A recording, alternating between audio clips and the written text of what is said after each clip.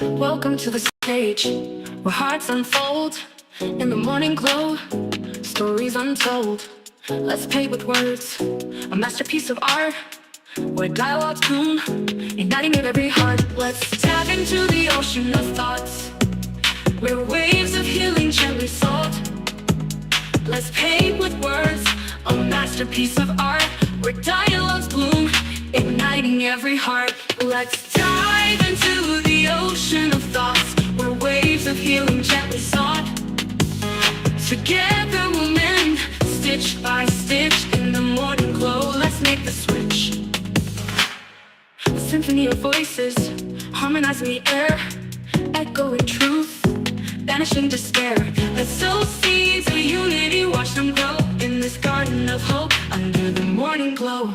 Let's bridge the gaps, erase the line in the tapestry of hearts. Let love shine with every word, a step we take towards a brighter dawn for all our sake.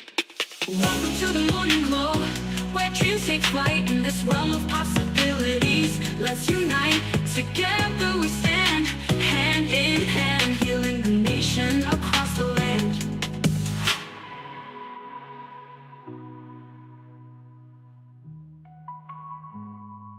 Let's dive into the ocean of thoughts, where waves of healing gently sought.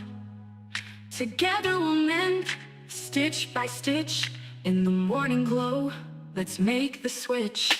Let's dive into the ocean of thoughts, where waves of healing gently sought. Together we'll mend, stitch by stitch, in the morning glow. Let's make the switch. Let's symphony of voices, harmonizing the air, echoing truth, banishing despair. Morning, good morning, good morning, good morning, and good morning, everybody.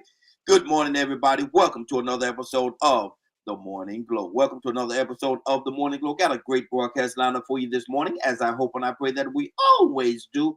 I'm not important, just a question asker. My name is Raheen Ajme out of Atlanta, Georgia, but I got my brothers from another mother, but we got the same father on with us.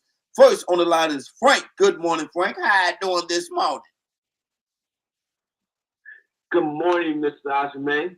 And how's your morning going today? Man, it's going absolutely amazing, man. And I thank God, brother. I thank God for another day. And I am hyena happy, elephant elated, and porcupine proud to be on this side of the daisies, brother. Yes, I is. Yes, I is. I supposed to say yes, I am, but I got to be country. Yes, I is. And yourself? Man, I'm doing great. It's a great day. We're looking to finally get out of this rain and cold weather and get into some sunshine. There you go. That's good. That's good. Fishing season. Fishing season. Fishing season, buddy. Yeah, yes, sir. Yes, sir. Badger, good morning, sir. How you doing this morning? Patiently waiting to see what you always got planned. There you go. And he have a lot of beautiful things planned for you, brother. Beautiful things planned for you. So good. Be happy and rejoice in every bit of it, brother. Every bit of it. Toussaint, good morning, sir. How you doing this morning?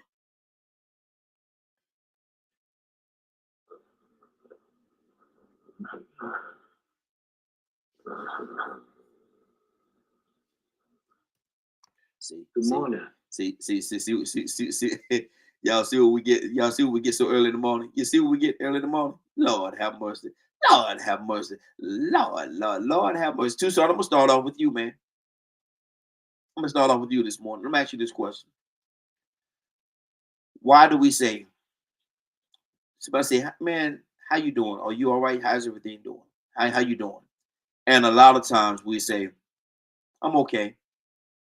I'm okay. When we know we're not. Why do we do that? Why do people do that?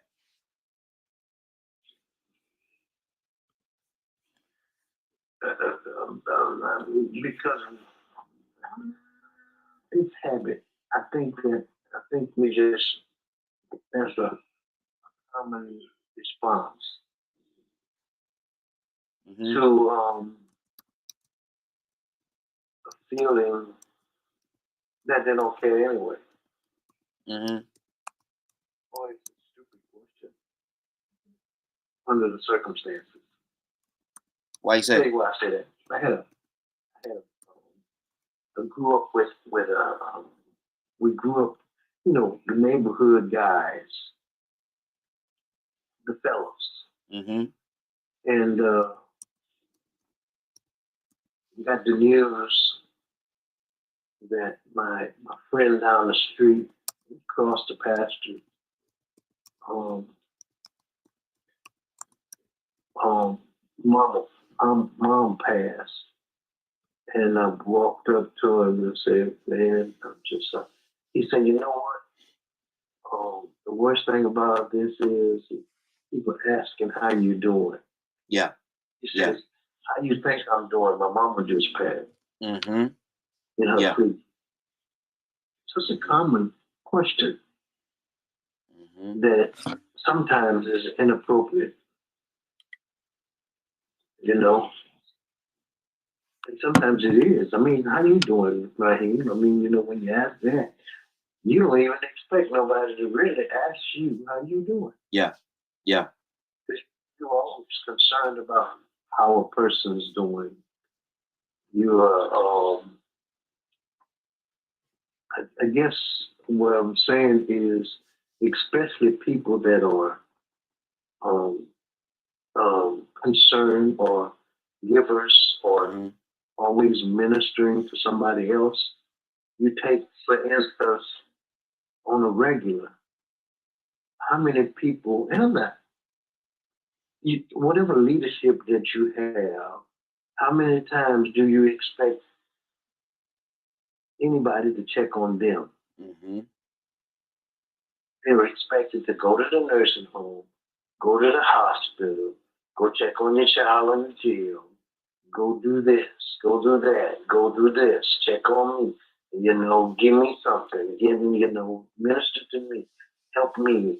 I need a word, I need encouragement, I need to be lifted up, and I need. And the needer is, if that's a word, a person that needs all the time or most probably is expecting somebody to see about them, never see about nobody else. Mm-hmm. So Wow. Wow. How you doing? It's just common conversation Mm-hmm. with the lack of concern. Wow. I mean, you take for instance, anybody ever consider in all of the world that we live in, does anybody ever consider the way that our conduct is, and I'm just going here just for the sake of conversation.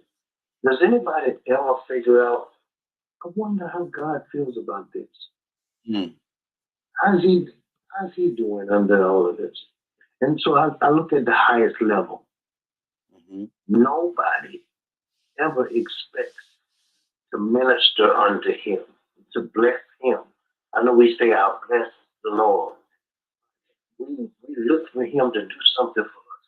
So Yes, I when do. I know a lot you of people get like that. into a conversation with somebody, especially if they are, for instance, like you, Raheem, Mm-hmm. it's a silly question to say, "Raheem, how you doing?" You probably laugh. you know, Mm-hmm. Yeah. Yeah. Because it's you unexpected. always, Yeah. no, it's unexpected. You don't expect nobody to check on you Mm-hmm.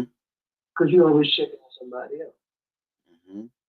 So we live in a world, on the most part, of on the receiving end, Mm-hmm. not the giving end. Yeah, that's good. That's good. And let me do a shout out to Mr. Garland, Mr. Mark Garland. He says hello from Sydney, Australia. He's watching from Sydney, Australia. I want to do a shout out to him. Good morning. Glad to have you. Definitely appreciate you being here. And come back. Come back. You're more than welcome. We broadcast every day, Monday through Friday from 7 until 10 a.m. Eastern Standard Time. So thank you. Thank you, Mr. Garland. Thank you for being here with us. Badger, talk to me, brother. Why do people say, you ask them how you doing, and they say, "Oh, I'm okay." when they know they're really not? Why do people do that, Badger? Why do people ask that question and not be genuine? You changing my question, Badger. Stay with the question I'm asking you, brother. Well, that plays a factor. That's why I don't really like answering it, because most people aren't genuine when they ask it in the first place. How do you know that? Because when you do answer it honestly, they're like, "Oh, something just came up." What if it did? What if Or during the time they asked you that question, it was a genuine question, and it was really because they had been watching you and they was concerned about you, and then during the course of you giving the answer, something did come up. And the reason why I'm saying that, Badger, not because I'm giving you a hard time, because I'm certainly not trying to do that. That's not my intention. But my thing is this right here. It's hard to weigh a person's heart when they ask you a question like that. You would hope, and to your point, sometimes they're not. Sometimes you're absolutely right, they're not. But what if they are? anyway, Oh, you don't want to address that part. Okay. Okay. no, Yeah. it's null and void. Mhm. How? Because to me, don't ask the question if you ain't being serious. And if you say you're gonna call someone back, you keep your word. Badger, you just totally disregarding everything I just said, brother. So, because I'm speaking facts, man. People Oh, deal with that all the time. okay, but what if they A are lot of people don't answer the question. okay, okay, Badger. Calm down. Okay, now listen. What if they are genuine when they ask you the question, they were sincere in the question that they were asking? What if they were? What category do you put them in? And they sit there and listen. Mm. So you basing it based solely upon if they sit there and listen the whole time. What if you're long winded and they ask you the question? They on their way to work. They ask you the question because they're concerned about you. But 45 minutes later, you still sitting there explaining stuff to them, and they supposed to have been to work 30 minutes ago. Are they Why'd still they call? are they still supposed to sit there? Let's see, Badger. You just want to see the bad in this thing, man. That's not good, Badger. That's not good, brother. That's not good. Um, we gotta deal with both sides of the coin, brother. We can't just go So, to one side and think that people are just nasty, mean, and cruel because they asked the question. They weren't see, sincere. it's I- not. No, I'm taking I'm pulling out what you said, brother, and you were very adamant about the way that you said it, and you were very forthcoming in the way that you said it. Maybe you wasn't listening to what you were saying and how you were saying it. I was. Uh, I'm I very was. aware of of what I'm saying. Okay. So let's go back to the beginning. Why do you think people ask the question? Why people ask the question? How are you doing? How are you doing? And then now hold on, let's do both parts. And then you say, I'm okay when you know that you're really not. It's But that's why I said what I said. Mhm, That's why I don't. mhm. That's why you don't ask or you don't answer. A lot of times I don't answer. Mm, okay. Or I'll And, just say, I won't say I'm okay. mhm, I'll say that things will get better later mhm, and just leave it at that unless they want to ask for more details. But I practice discernment in the conversation because it's just been my experiences with other human beings mm, and how I've seen other human beings treat other human beings. mm. Okay. Like we don't deal with mental health in healthy ways in this country. We I mean it's the simple truth. Okay. You took the ship and you put it in a whole different stream because we're not necessarily just talking about mental health. We're talking about in general why do people act Okay. and So why do you say if I'm you okay? if you're walking up to someone, Hmm. especially if you know them, and Hmm. you're asking them if they're okay because something seems off about them, that is mental health. Something in you went, they're mentally not okay right now. Let me ask them a question. So Toussaint said, the man and maybe you could tie this together. The man just lost his mother, and you ask how's he doing? That's mental health. Absolutely. Mm, He's dealing with death and there's probably depression in there and stress. He might be having to figure out how he's going to pay for the funeral cost or a multitude of things. Or there's a bunch of family drama, and I'm at she had a bunch of money in a bank, and he knows there's going to be fighting. Like, there's always different kinds of variables. mm. I'm at talk Like, to Sandra. She's more equipped. She's more equipped to deal with this because I don't think that and not saying that you're not bad, but I'm just saying I don't think that would fall into a category of mental health. I don't think that would fall into that. You going through okay, maybe it does. Maybe I'm looking at it wrong. But let me go to go ahead, finish your thought, brother. You got something else to say? You go ahead and finish it. no, it's just like, Now, go ahead and say it, brother. I have spent 10 years being trained in trauma, peer support, and all kinds of stuff involving mental health and understanding what mental health is, Mhm. and fighting and advocating, working on making sure there's mental health access in my rural area because of suicide and things like that, working with kids. And they're like, when kids even mention to you, why do parents ask if you're okay, when you start telling them, they just don't want, it seems like they don't want to hear it. Mhm. And I'm like, well, it's kind of a social norm. They just ask those questions, but that doesn't mean that they're being genuine. Mhm. You Okay. know, that's like, so I didn't say that it uh, was. What I said was, does that fit? Go ahead, Badge. I'm talking to somebody else. I'm talking to somebody else. yeah, like So does that? it that goes into what I said, that started the mental health thing. Mm-hmm. Our country does not, most people do not know what mental health really is. Even though we have the internet and have access to all kinds of information, Sometimes we try to just. it takes effort Mm-hmm. Okay. to learn what mental health is, what it looks like. Like, why even ask a question if Go ahead. Go ahead. Go ahead. You going somewhere? Go no, ahead. because I'm it's sort of like, why be a part of a church that doesn't even help those in need? Mm. Like, it just doesn't, it doesn't compute to me. Mm-hmm. If you're asking how someone's doing because you felt Compare. something guide you to that person, Mm-hmm. there's something going on. Mm-hmm. Even if someone breaks their leg, they're still dealing with some kind of mental health process of, oh, my leg's broke, I can't go to work, I can't pay that. Like, stress is a mental health thing. Mm-hmm. Okay. It's part of it, Okay. and people handle it in different ways. Mm-hmm. Okay. Okay. Like I said, maybe I'm looking at it wrong. Maybe I'm not looking at it through the right lenses. I don't know. I just, I don't put everything. I don't think that everything that happens to you, we put it in certain categories.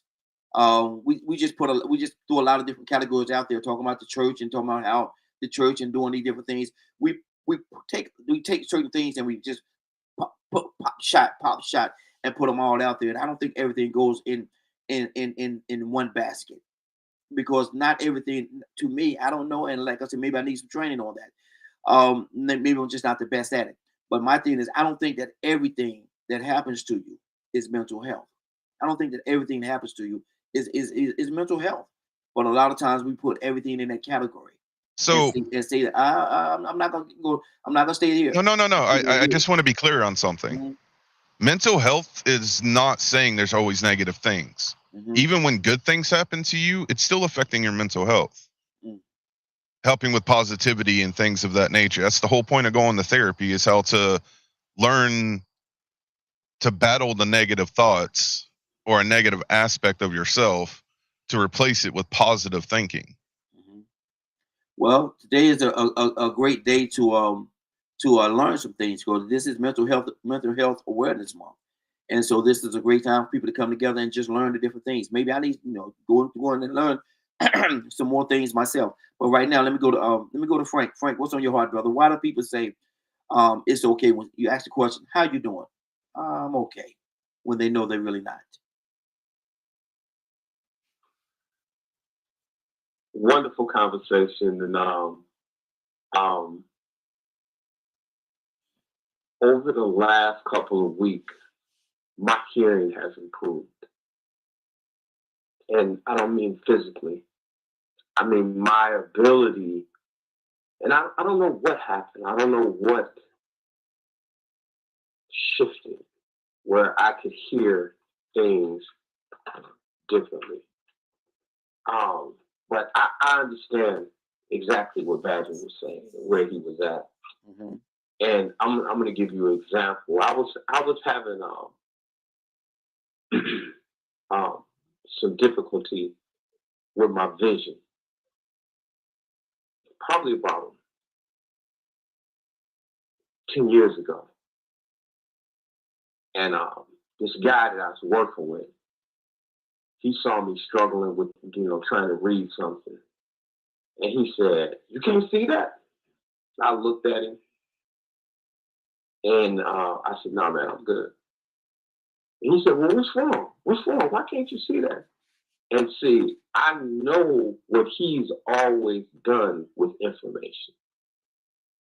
Anytime he gets information, he uses against the person that he got the information from. If he finds out that maybe a guy struggled with his wife or he's struggling financially, he gathered information to weaponize himself against the person.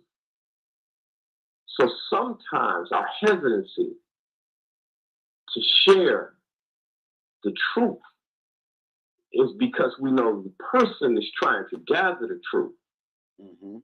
has bad intentions. Mhm. The woman spoke to the people that basically was tormenting her when she was going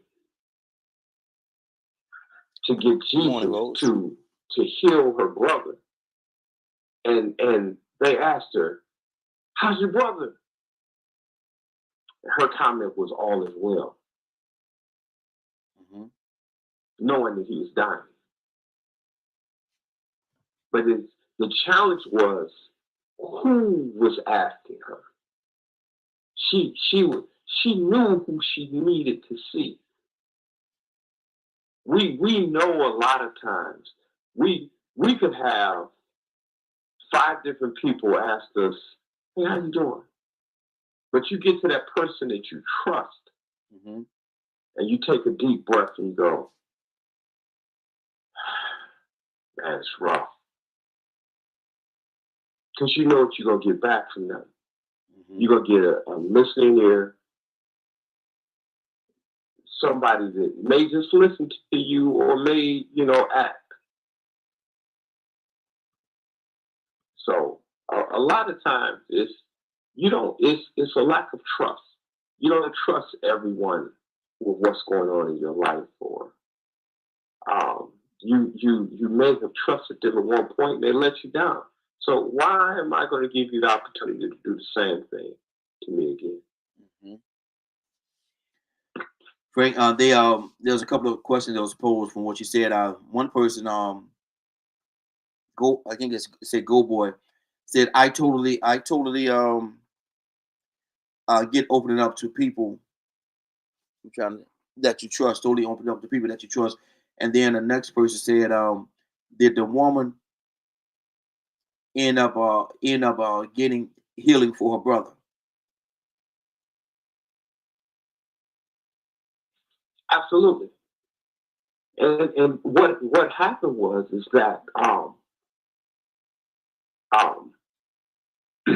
is that the time that went past was supposed to be the time that um it would be too late. I think it was 4 days. You Mhm. would have to Yeah, yeah. search this out to make sure that I'm correct. Mhm. But I believe it was 4 days and It two was. scientists on the line, along with a lot of others that can verify this. But after that time, you were pronounced dead. Mhm. So it was a point that Jesus was making when he went back and he raised him from the dead because he wanted them to know that this was me. I'm going to show you who I am. So I need you to know that it's not medicine, it's not anything else, that it is me. And that's what he did. He went back, and even some of the people that were with him, he didn't allow them in. Oh, that's good. He did not allow them in the room with him because of their lack of faith. And I do want to say this. I want to say happy belated Mother's Day to Sarah in Australia. Yes, absolutely. And her husband. Good deal. And I want to co-sign that as well. Captain Leonard, good morning, sir. How you doing this morning? Good morning, Raheem and the Morning Glow family. Why do people say, how you doing?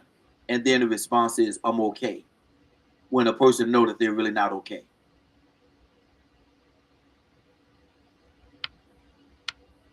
I don't know. I don't know why someone would lie. That's their business. Okay. That's all you got? I mean, what else is there? Maybe you got something. Only question asker allow you an opportunity to answer the question. Is that if all you you say got? you're okay? Okay. What What's do you the do? big deal? What do you do? There's a lot. It depends on what heart you're coming from, Leonard. It depends on what heart you're coming from. What's the big deal? In some situation, if you don't have the right heart, then there's no big deal because you're not gonna treat it as such. But if you got the right heart and you really care for people and you know something is actually wrong and you care for that person, then yeah, it makes a difference. It makes a huge difference. Because if I go up to somebody, if I care enough for that person to say how you doing, and they say I'm okay, and if I know that they're not okay, I'm gonna dig a little deeper. Now hold on, brother. Hold on, sis. Let me talk to you for a second. But if and like Badger said, if I don't care for that person, I'm probably not even gonna ask them. But I don't know a lot of people that I don't care about. That's not what I said. Okay, thank you, Badger. So Leonard, it depends on where your heart is. Why don't you just tell them what you think? If you think something wrong with them and they lying. How you gonna do that unless you ask the question first? Well, I wouldn't do it at all. That's why, because it don't make sense to me. But it don't make sense to ask a person how they doing. No, it don't make sense to sit there and judge what they tell you that way. If you say you're okay, you're okay. Okay is just okay. What's the big deal? So Leonard, wow, this is amazing. So basically, you're gonna sit there and you're gonna see something that's absolutely obviously wrong with this person. They're gonna say okay, for whatever reason. Then why didn't you ask them what was wrong? You're going to because you want to help, Leonard. Some people care enough to ask people how they're doing because they want to be of some kind of assistance to them. That opens the door when you ask that question. That opens the door for you to actually go in there and be of assistance to that person. That opens the door for you to be able to have that conversation with that person. That opens the door to find out exactly what's going on so you can help in the right area in that person's life. That's why you ask the question. No, yeah, that's some people. It's not for me. Okay, how you doing? Oh, I'm doing okay. Oh, great. And then we moving along. Okay. Unfortunately, some people deal with it that way. I don't. That's not the way I do things. I do things a little bit different. I guess I'm a look caring when it comes to stuff like that. And you know, I'm not gonna just disregard it and act like, you know, okay, you say okay, that's my path to go. See you later, bye. Nah, okay. That's not. And everybody deal with things differently. Cassandra Alexander Green, good morning, young lady. How you doing this morning? Good morning. Cassandra, why do people you go up to someone and say how you doing? Why do people say I'm okay when they know they're not? A lot of times they don't want to bother people with but usually they just don't want to bother people with whatever they're going through. And a lot of times they feel like people are, which a lot of people are, disingenuous, and they're just asking. They're not really concerned about what's going on with them. So it can be several reasons. Let me just say this. This month is Mental Health Awareness Yes. Month, and I've dealt in that community for multiple years. I used to do counseling with Georgia Department of Behavioral Health. I used to work with foster care children, with mental health issues. Let me tell you, it's really sad right now, and we have to come out of ourselves. And that's what discernment is all about. Those of us that say that we're Christians, we should have a certain level of discernment. But even when people say, "Oh, I'm doing just great," I mean, I'm fine. Everything is wonderful. Mm-hmm. If your discernment is telling you something else is happening, Yes. then you need to try to dig a little deeper. Yeah. I agree. Day before yesterday, for the second time in 2-3 months, I've had friends that their children kill themselves. Mm. I don't take that lightly. No. I don't take that lightly. And one of the mothers, the one who just killed himself a couple of days ago, said she felt like something was wrong, but she didn't want to cry. Mm. Do you know how she feels right now? Exactly. She's being tormented by that one thing. Mm-hmm. So, I'm sorry. If I know that somebody, or I sense in my spirit that they are going through something despite the fact that do you know that when people sit and counsel with me, they came to me for counseling when I said, "Well, how are you doing?" "Oh, I'm okay." "Well, why did you come to me?" Do you understand what I'm saying? So let's not be like that. Yeah. I'm just saying. Yeah. People are losing their lives. Mm-hmm. People are losing their lives. And for some reason, the spirit of depression has settled throughout this country. And I'm getting calls from all over the country of people that, come on, man. Come on, man. Yeah. Mm-hmm. Come on, let's look beyond ourselves, especially when we say we're Christians. Mm-hmm. Exactly. I'm just saying. Because somebody asked the question of you. They said, "How do you encourage people to open up more?" Yeah. You gotta leave yourself open to them opening up. Mm-hmm. You know what I'm saying? Just don't keep saying, "Tell me what's going on." Don't do that. Just hold the cup. Can I tell you something? When people are really going through mentally, they want to tell somebody. Yeah. But they're just waiting for that. You have to make it. I'm sorry, Raheem, because this is really huge to me. Go ahead. When I have events, right, and I'm talking about whatever it is, sexual abuse, human trafficking, mental health, cancer, whatever it is. Do you know what I do? I set a safe place. I always set a safe place where people will come out and just feel like almost like woosah. Mm-hmm. Oh, I feel good here. I feel like these people are truly concerned about me. I had, and this person is a very famous person, and I will not call their name, that was in an event with me a couple of months ago speaking, right? So they talked about what they were talking about, what they came to talk about. And do you know what they did, Raheem? What's that? After they got through talking about what they came to talk about, they went straight into this. Listen, from talking about what they came to talk about, they went straight to, I had a stalker, and he tried to kill me. Mm. And she said, listen to this. I have never mentioned this in public to anybody, but I felt safe here. Yes. So I'm opening up. I cannot tell you how many times I've heard that over the years, because people know when you really give a damn and when you just giving lip service. I'm sorry. Mm-hmm. Wow. And when you just giving lip service. Yeah. They know the difference. Mm-hmm. And that woman shared something she had never, and she's in her late 60s, had never shared publicly with anybody. Exactly. I'm just saying. Exactly. That's good. You give people a safe feeling. You make them feel safe. You don't push them, but you make them feel comfortable. You can talk casually. And if you hit that right spot, they're going to share whatever it is in their heart. Mm-hmm. Yeah. I'm just saying. And sometimes, Cassandra, you gotta pry just a little bit. You gotta dig in just a little bit in order to get to that point. Because I was gonna say no. Let me go to Frank. Frank, what's on your heart, brother? Good conversation. Real good conversation. Mm-hmm. And I want to touch on some of the things that Cassandra said. I could be out. Oh man, how can I put this? I could be outside in Michigan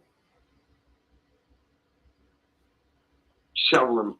Well, let me not put it on me. I have a neighbor, and I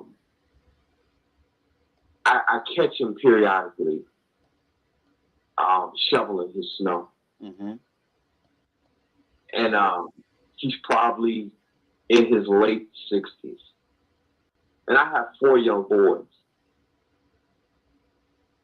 And they never asked him if he needs help. Mm-hmm. They go shovel his snow. And he says, no, I'm okay. And they laugh and they say, it's okay. And then he'll stop and he'll come down there with me and he'll stand with me and we'll talk for a little while. And when they get done, he'll say, you got some good boys. But see, he doesn't want to be a burden. Mm-hmm. He doesn't want to feel like he has to depend on people.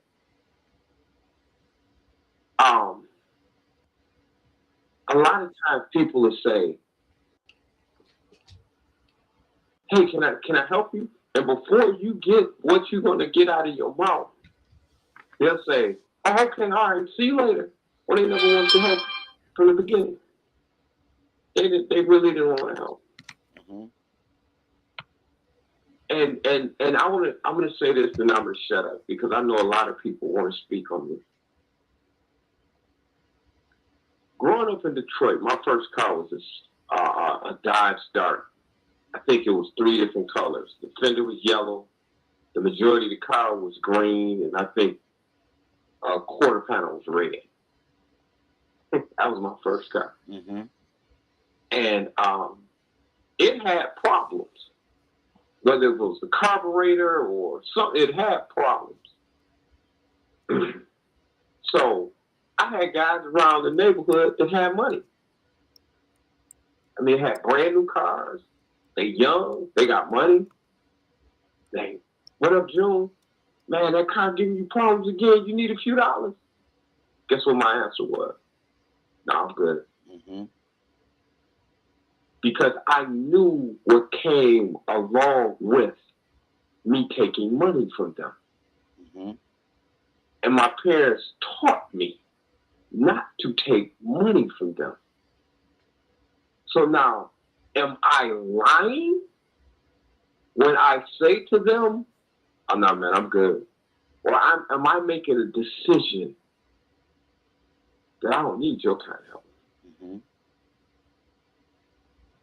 So it's not as simple a lot of times.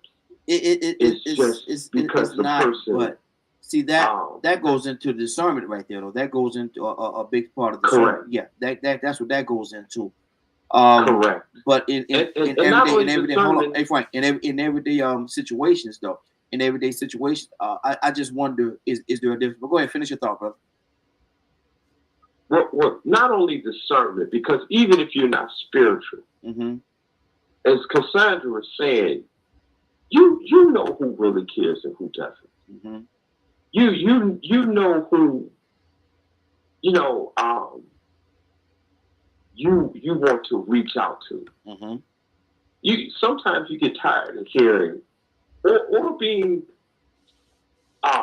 you know, one of the hardest things right here coming up with kids is when I would go to pick up my kids and I would see the same kids there every day after school waiting on their parents. Mm-hmm. We know what time we're supposed to pick them up, and those same kids are standing there. Mm-hmm. I mean, you all right? Yeah, I'm all right. I'm just waiting on my dad. Okay. And because it's the neighborhood, now you go to the gas station later on, and you see that kid walking home. Mm. Like, and you got to be careful because there's, you know, unless you have a relationship, there's lines that you can't cross. You just can't put kids in your car. You want to. You had a heart to do it. But this is Mental Awareness Month. And it's tough sometimes, man. You're not lying when you tell people that you're okay. It's just that you know, you have challenges there. Mm-hmm. Certain people that you're willing to open up to. And that safe space that Cassandra talks about, when you begin to deal with people that have challenges, everybody is not mentally ill the way you think of them being mentally ill. A lot of us are mentally ill and don't realize it. Mm-hmm. But sometimes when you're around people that really have needs, you just need to be there. Shut your mouth and just be there. And when you're consistent with that, believe it or not, y'all will develop a relationship, and then you'll be able to meet their needs. Mm-hmm. Yes. Okay. Good deal. Badger, talk to me. I'm really glad Cassandra came on and hit right on what I was talking about with mental health, and that it is mental health. No, Badger, you keep saying that, brother, but everything is not mental health. Everything that we deal with is not mental health. But go ahead. That's just my standpoint. You know, maybe I'm wrong. I could be, but go ahead. Go ahead. I tried, Cassandra.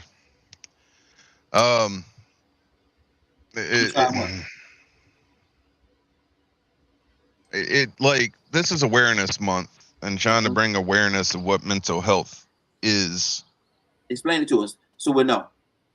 You can have good mental health, and then you can have struggling mental health, and then there are mental health disorders, psychosis. Like, mental health is not this super evil negative thing.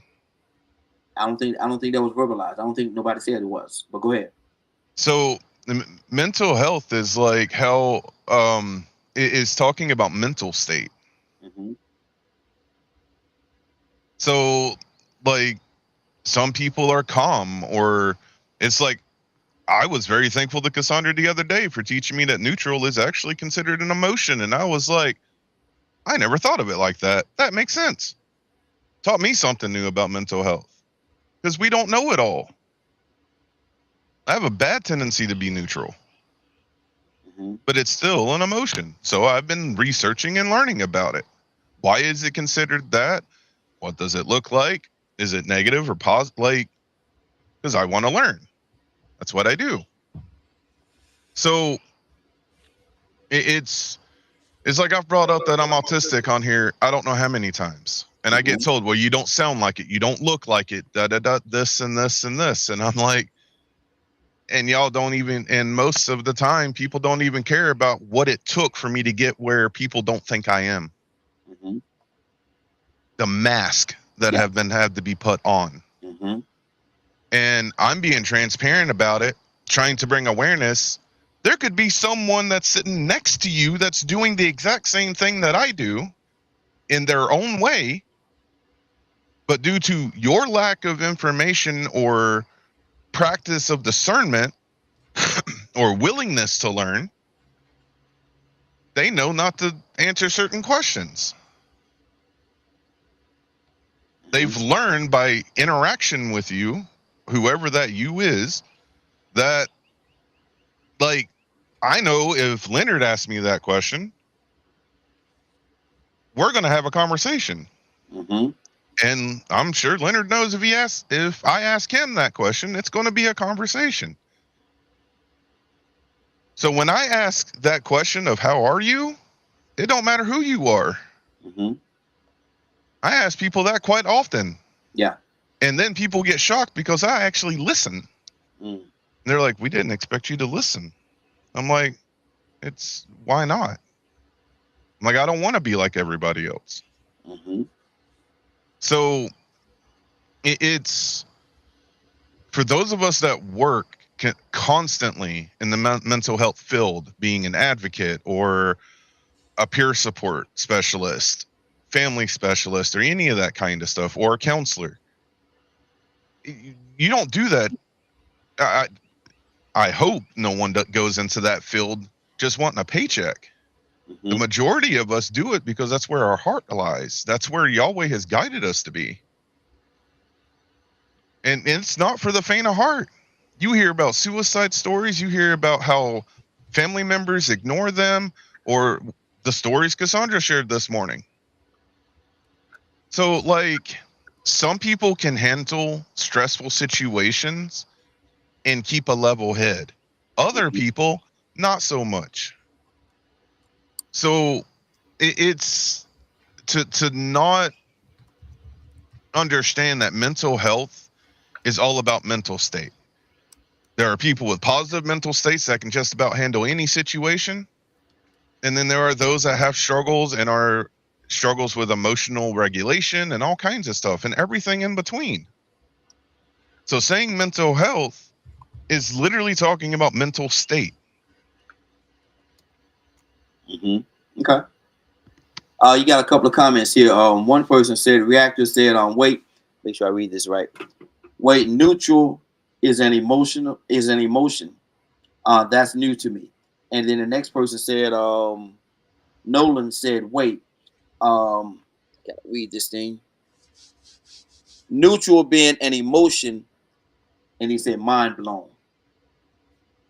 I hand it over to Cassandra because she's the one that introduced me to that concept, and it's been awesome to learn about because it is a legit thing that I never considered was an emotion. So I'm still learning about it. Mm-hmm. Okay. Cassandra, you want to address that?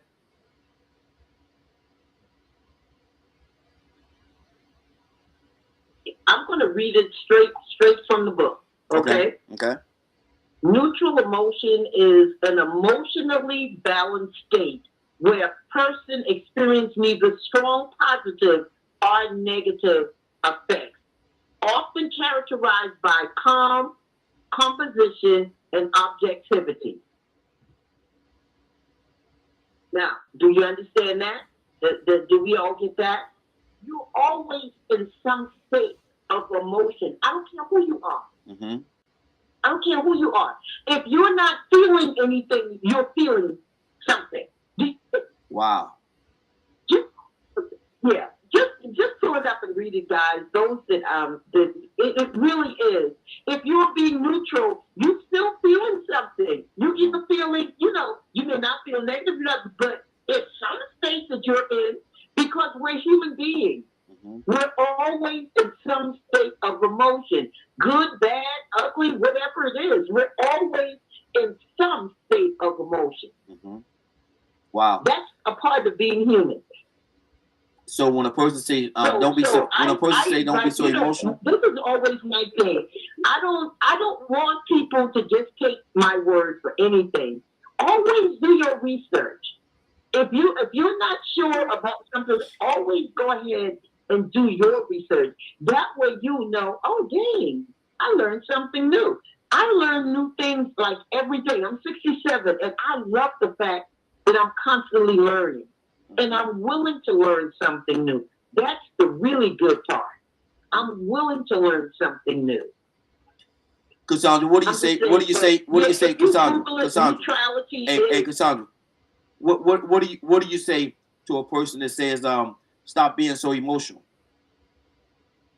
Yeah, that is a pet peeve of mine. Woo! Because, baby, you're telling me not to be human. Mm. Whether you like the emotion that I'm showing, that's your business. But it's a part of who I am as a human being. So you don't have to like it. But it's who I am. Mhm. And I never ask anybody to be who I am. Just let me be me. Mhm. That's all. You don't have to like who I am. Just let me continue to be me. Hey, Cassandra, I'm just saying. I apologize to you, ma'am, because now that you've taught me that, it made me feel like a hypocrite. So I'm now correcting my language. So thank you. And that's what we do, Badger. Yeah. That's what we do. We should be, when we find out that something is not right, don't be so proud that you can't say, you know what? I was wrong about that. Yeah, And yeah. I want to be able to do that because I can grow once I say, yeah, you know what? Yeah, you was off on that. Yeah. And now you can correct that behavior. That's good. That's good. Or you can correct that thought pattern. Good deal. Tucson, talk to me, brother. You're quiet over there. I try to not just jump in because I like listening. And for the life of me, I don't know how we got here. Mm-hmm. I'm sorry. Can you hear me? Go ahead. Just say. Yeah. What do you think about the topic itself? What do you think about it, man? Opposed to saying that you say, how you doing? I'm okay, when they know that they're really not.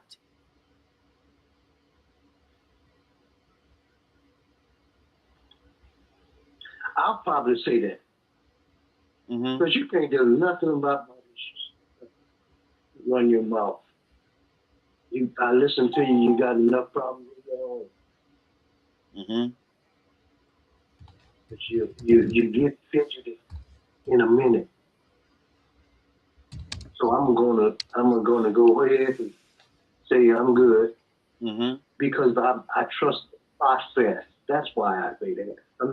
I'm not trying to deceive nobody. I'm okay. Mm-hmm. Because I trust the process.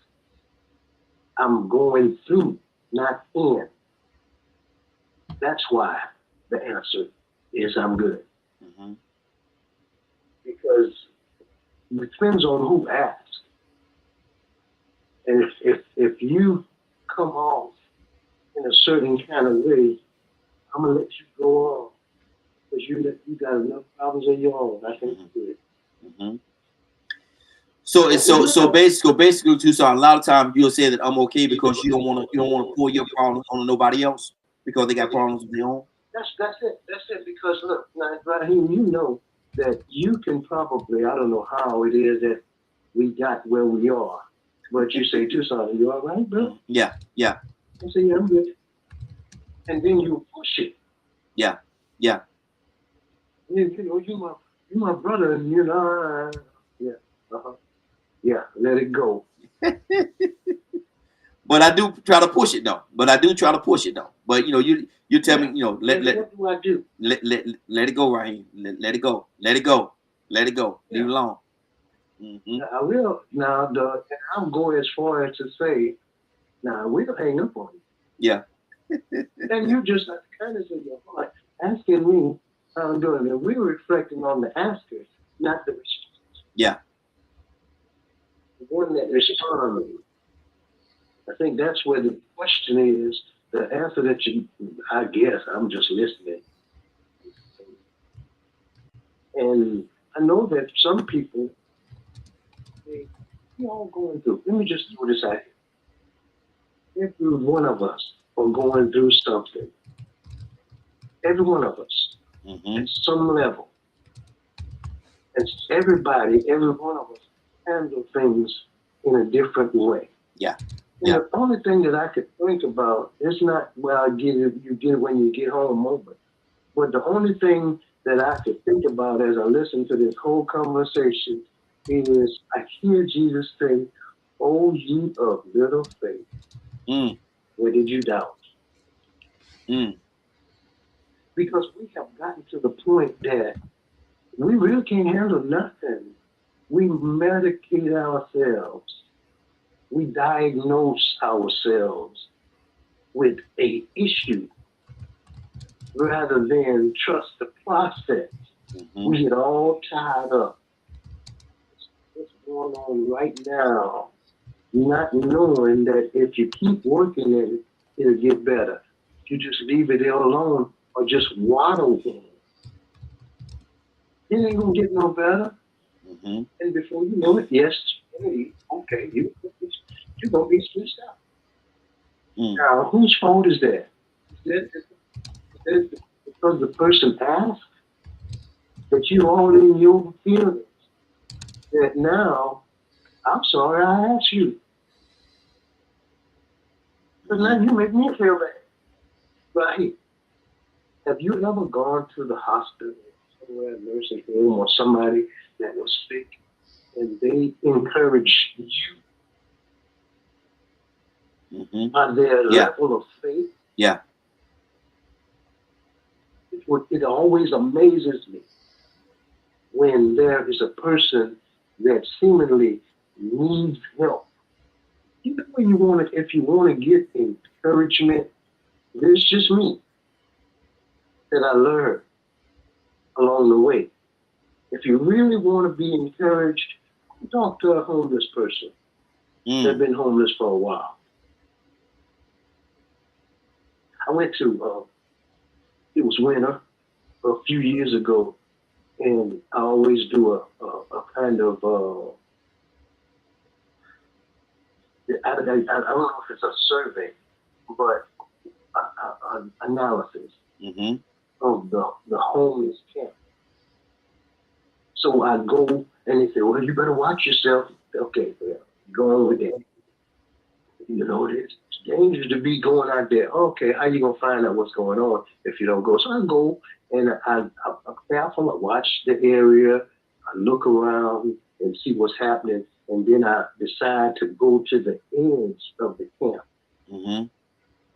And then you notice when they notice you, because they watch you too. Yeah. Yeah. And they come out. There's always a quote leader in the camp, homeless. There's always somebody that's looking out for everybody. You'd be surprised. They got good construction workers. They got veterans. They got nurses. They got people that are in the camp that have given up on society. And I'll make it short. I'm shortening it up because I haven't talked too long anyway. So Hey, they Tucson. come out. Nolan asks, what kind of fake encouragement have you seen? Fake encouragement? Yeah, because I think you had said something. You could get encouragement from anybody. Go talk to a homeless person or something to that effect. And they said, what kind of fake encouragement have you seen? Wait a minute, fake encouragement. Yeah, that's what they said. That I'm just reading what they say now. They said, what They're not kind of fake These encouragement have you seen? These people are in a situation that none of us would hope to be in. They're Mhm. homeless. Mhm. Okay, so I'm going in and I'm trying to help them. I'm thinking, and I say, "What do y'all need? It's cold, and you know you're out here in the elements." They say, "We really would like to have some batteries and some Vienna sausage." Mhm. And I'm messed up by that because I'm thinking these people here are in a condition that is almost hopeless. But no, they want some want to be there because they're sick of y'all and your politics and your religion and the way that you think you got it all together, but you're greedy and you're selfish and it's all about you. Mhm. So they exclude themselves from your society and they live on the elements and they learn how to help each other, work together to survive in unbearable conditions. Mhm. That's encouragement Yeah. to me. Mhm. Because once I leave them, I go to the comforts of my home. But I humble myself in learning that because I see how wasteful we are. Mm-hmm. Is that encouragement? Mm. And then when you look at Christ, they say, we want to go with you. And I'm paraphrasing. He say, fox have holes, birds have nests. The Son of Man ain't got no way to lay his head. Mm-hmm. I wonder, what was Jesus' address? Mm. Didn't have one. Didn't have one. And somebody else said, Cassia said, that Vienna sausage request hit hard. Said hit hard, man. Yeah, that Vienna sausage request. You know, they felt that one. Let me go to Leonard. Leonard, what's on your heart, brother? Talk to me. Actually, I'm just listening. Unless you have a direct question, people should always. Mental health is the status of your mental health. You check the status. You should check it from time to time. Everybody, right? Yeah, because I mean, everybody is a person and a human being. Mm-hmm. I mean, you've heard people talk about. Well, well, let I'm going to get a little messy. I'm going to get a little messy, but you know, I do that sometimes. You always mess. Well, I learn from the best, and I learn from the best. But my thing is this right here, though. Some people wouldn't say that because how they trying to change all these laws. They say that some people are quote unquote still three fifths or whatever they say. So what do you say to That's that? if that's how they feel. Like I said, I don't get involved in other people's fantasies. Mm-hmm. If you care to share what's going on with you, that's up to you. Mm-hmm. But I refuse to accept your point of view. That belongs to you. Mm-hmm. I have mine. Mm-hmm. We should respect both. So there's boundaries. Very much so. Mm. I am more of a drill sergeant type of mentality. If we So have then an is there objective, ever an we need to get opportunity? that done. Is there ever an opportunity where you will cross those boundaries for the betterment of the person that you're trying to deal with? It depends. I don't go up and ask you how you doing if I think something wrong. I ask you, is there anything I can do for you? Mm-hmm. How can I help you? Though I it's a different, engage you with that purpose up front. though it's a different question, and I understand the difference in the question. You still becoming a little invasive in the situation, though, aren't you? All you have to do is say no. But that doesn't All you change have the to do is question. say no. But yeah, true. But that And doesn't you know, change I the used to question. have this issue with other people. I'm not going to beg you Mm-hmm. to help you. I'm not going to do it. Mm-hmm. I have too many other things to do than to play with you. Mm-hmm. Go get some help from somewhere else. There are people over here that need assistance, and they've presented these issues that they need assistance for. I'm not playing no charade game with you. Mm-hmm. I don't have the resources for that. So, Leonard, but my question is this: when you ask, and I think you posed the question, "What can I do for you?" That's still, or are you okay? Though they're different questions, No, they're no, both. it's not. It's not the same question. No, I just said that. I said though they're different questions, both questions are in. One is I'm speaking asking you, to. how are you doing? The other one is I'm asking, is there something I can do for you? Okay, but you're still invading their space, though, right? No, I'm In some not. kind of way. Because you set up the boundary. Mm, If you got the problem, guess who needs to express it? You. so me asking you, what can I do to help you, is not me interjecting myself into your life. No.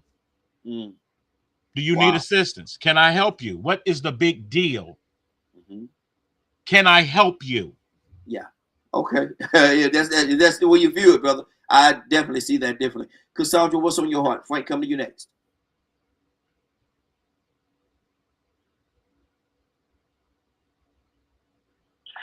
Well, you know, we always say that everybody has, you know, their opinions, and you know, we don't give anybody. I don't. Yeah. And whatever your opinion is, I can disagree, and I'll tell you I disagree. Exactly. But it's yours. You hold on to what you feel is important to you. I'm about people. I'm about people. I'm about doing, what can I do? Listen, Come on. when in 19, I think it was 1983, around 83, 84, when God gave me the mandate for the ministry that I have right now. Mm-hmm. He said, he gave me scripture. The scripture is, Lord, heal me and I shall be healed. Save me and I shall be saved. Mm-hmm. And he gave me that because I had experienced so much pain as a kid. From the time I was a little kid, so much pain and abuse that God, my ministry was to people that were hurting. Everybody's ministry, that ain't what you do. You know, it should be what we all do because we're Christians. If you know or if you can sense that someone is suffering, your whole being should say, what can I do to relieve that person's pain? What can I say that might help them? What direction, what resource can I give them that might help them come through this? That's what God gave me. And that is what I have stuck with all these years. Do I expect other people to feel as passionately as I do about helping people? No, I don't.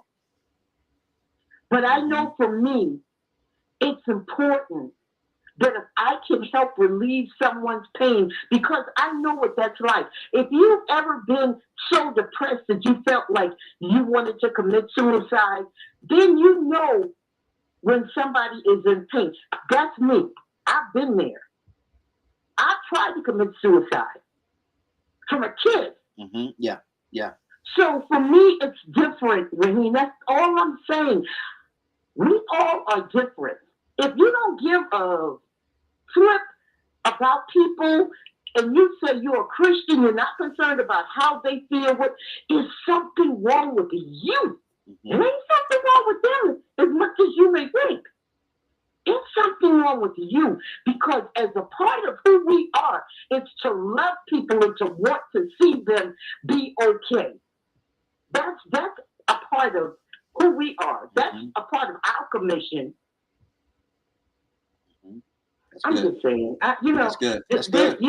Certain things just flip me. So just, it's all good. Okay. Good deal. Good deal. Let's go to Frank and Friday. Coming to you next. Frank, what's on your heart, brother? Hey, Cassandra. You there? Yeah. Uh-huh. I want you to stop me as soon as I'm wrong. Just say, Frank, stop.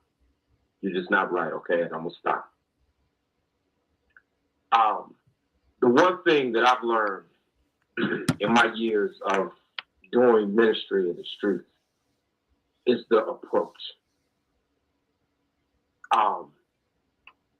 I've been on the east side of Detroit, Harper and Gratiot, on Mack and Bewick, and there's been men, big old, rough, thuggish men, and you can look and see that they've been out here for a minute. And they may be posted up somewhere, and I'll park my car down the street because I don't want to holler at them from my car, because now you appear like you're a predator. So I'll park my car down the street and I'll walk in the area and I'll look and see if there's a restaurant nearby. And I'll say to them, hey, what up, big fella? Hey, what up?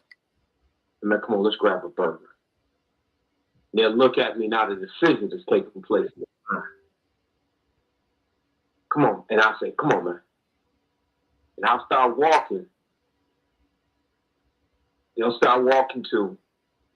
We get in there, we sit down, we eat. First half hour, I probably won't say nothing. Might not say nothing the whole meal. We'll eat.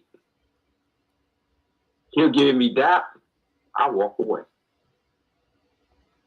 If I'm somewhere and there's a woman that may look like she could be the victim of sex trafficking, or she's a runaway or something like that. The one thing that I am very conscious of is distance. Because if you invade her space, all of a sudden you are the person that has abused her, or you are the next predator. And the words that come out of my mouth to that young lady is, "Now, are you okay?" Mm-hmm. And in that moment, she may start crying. She may not say a word. And depending on what she says, now at that point, I will step back. I'm going to give her even more space. And I'm not going to ask her another word. I'm waiting for her to respond. If she doesn't respond, but she allows me to be there, whatever space she gives me, I'm going to be in that space. And then at some point, I'll say, what can I do? Is there somebody I can call? Is it somewhere that I can take you? Do you want to talk to my wife? I can call her and put her on the phone. Would you like to go to the shelter? And we'll have those conversations. But it's all going to be up to her. And I'm going to say this, and then I'm going to shut up. Cassandra introduced something, and immediately Badger attached itself to it. Man, that is so perfect and so therapeutic, and people began to comment. That's why we're here. But she brought up neutral, and this is so powerful because think about it, and not being spiritual, not understanding mental health, but just when you think about neutral and just the natural mind, you think about no movement, nothing's going on, you're just still, right? Mm-hmm. The issue is a lot of times when people are in neutral, we're trying to force people to move. Mm-hmm. And we have the problem. Why don't you get up? Do something. And we begin to push them into a panic. And that's where the issue is. They're not the problem. They're trying to gather themselves. They're neutral. Mm-hmm. But we're being so aggressive with them that we send them into this panic mode. And here comes the problem. Wow. Just my opinion. And I want to say something to Badger as well, man. I think it was huge. And I don't want us to just wait from when he said I learned something and he said I learned something and I was wrong. But something to that effect. But I think it was huge for a person to come on and to say something like that. So thank you, Badger. I really appreciate that, brother. Friday, good morning, young lady. How you doing this morning? Morning, how you doing? Doing good, doing good. Friday, we asked no question. Why is it when you go talk to somebody and you check on them, you check on them, say how you doing? Why do a person say I'm okay when they know they're not?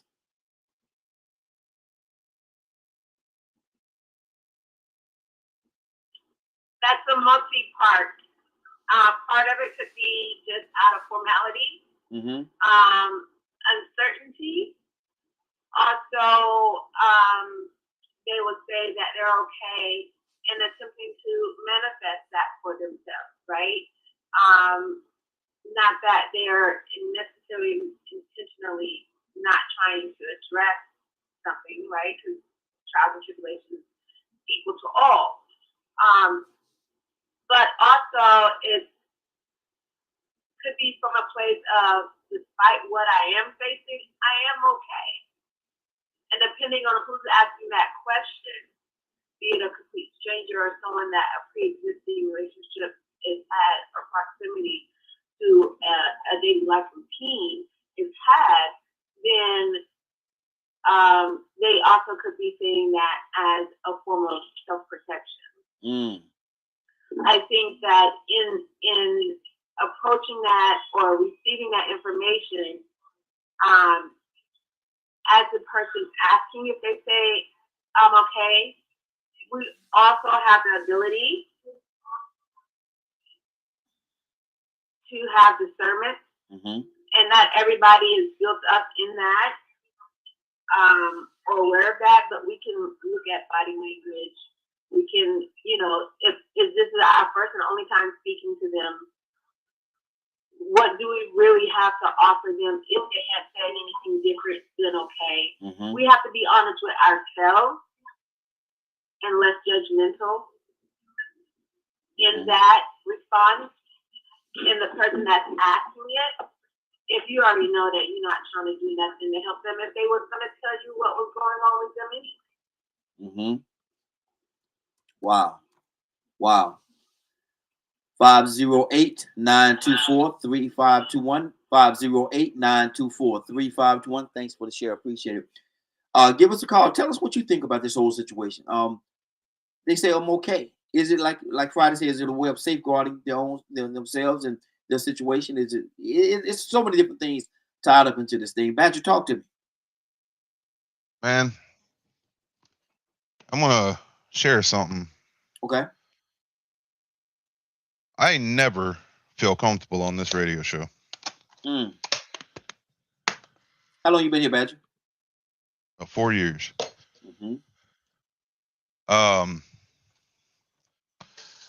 And it's something that I put on a mask because it's one of the things I learned by voicing that. I'm probably going to get asked why and all this other kind of stuff, but I don't want to assume people are going to understand the way my autistic brain works. That's just something I've learned. So I don't have an expectation. So I don't voice it. Because I never know if something, because of my culture background and my experiences, if something I share could possibly trigger somebody else. So I have extremely high social anxiety. But it's one of those things that I've learned over time. Take deep breaths and just go with, and just, try to go with it. And when things happen I don't understand, I reach out to people I trust. That will take the time to understand where I'm coming from and help explain the way things went down. So some of the interactions I've had with people on the show, and I'm sharing this and being transparent because I really want people to understand, asking that kind of question to people, and then don't get upset if they say I'm okay, or they just don't want to share. It could be everything from like what Toussaint was saying, don't want to burden somebody with, certain things. Or a person acknowledges that the person that's asking, through that practice of discernment. Sometimes a person's asking that question because they want to hear that you are okay, but they're not ready for if you're not. And they might not even have enough self-awareness to realize it. Might not be equipped to deal with it. Yeah. So it's, as a person on the receiving end of it, understanding and not taking things personal is a part of the process. And it is difficult to do that. So just like I work every day to actually come join the radio show and things of that nature, deal with my social anxiety, put on a mask and go into, a neutral emotion, or do my best to do so. It's a coping skill I learned. That the way I show emotions is too much for those that are around me. So I need to be in a neutral state so I'm not taken wrong or aggressive, because I'm not able to control my tone of voice. That's a lot, Badger. That's a lot. That's a lot. Yeah. So I have all of this going through my head every single time.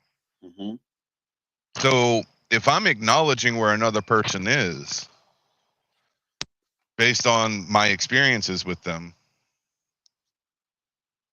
is it really wrong to just say I'm okay?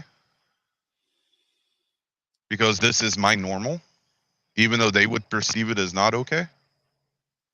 Let me go to somebody that's a little better equipped to answer that question than myself. Cassandra, what do you say to that?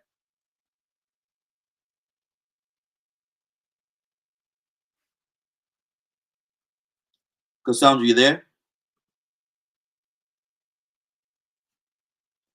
Cassandra, wake up and go to sleep. Wake up and go to sleep. Cassandra may have stepped away for a second, or she's over there fighting that mute button. Anybody else? Anybody want to speak on that? Can I speak to that real quick right here? Go ahead. I have long felt like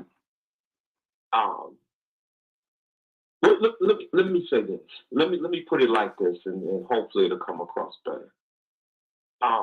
When I was training my son, who is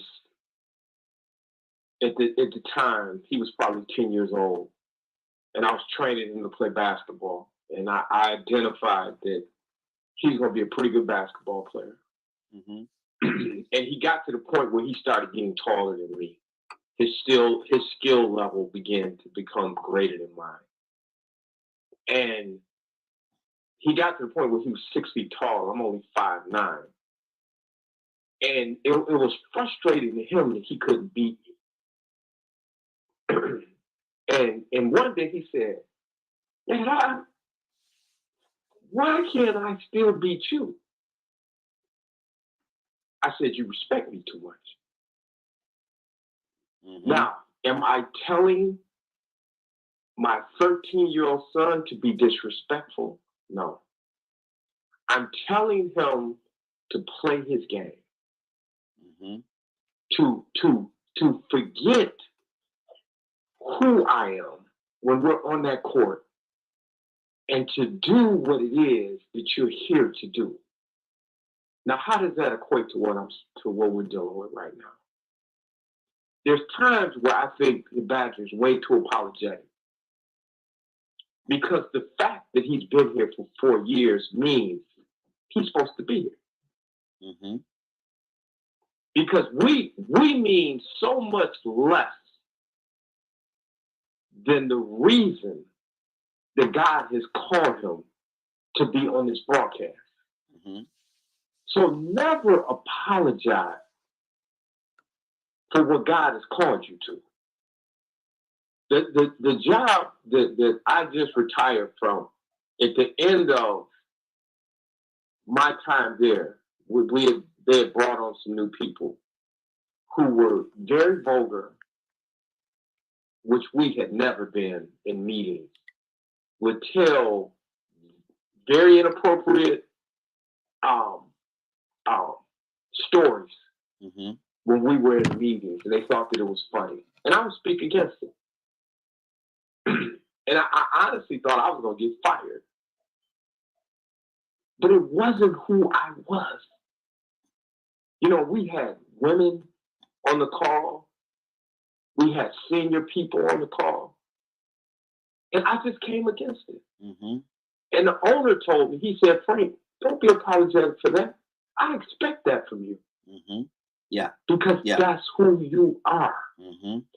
And we don't need Badger to be Toussaint or Toussaint to be Leonard or Cassandra to be Frank.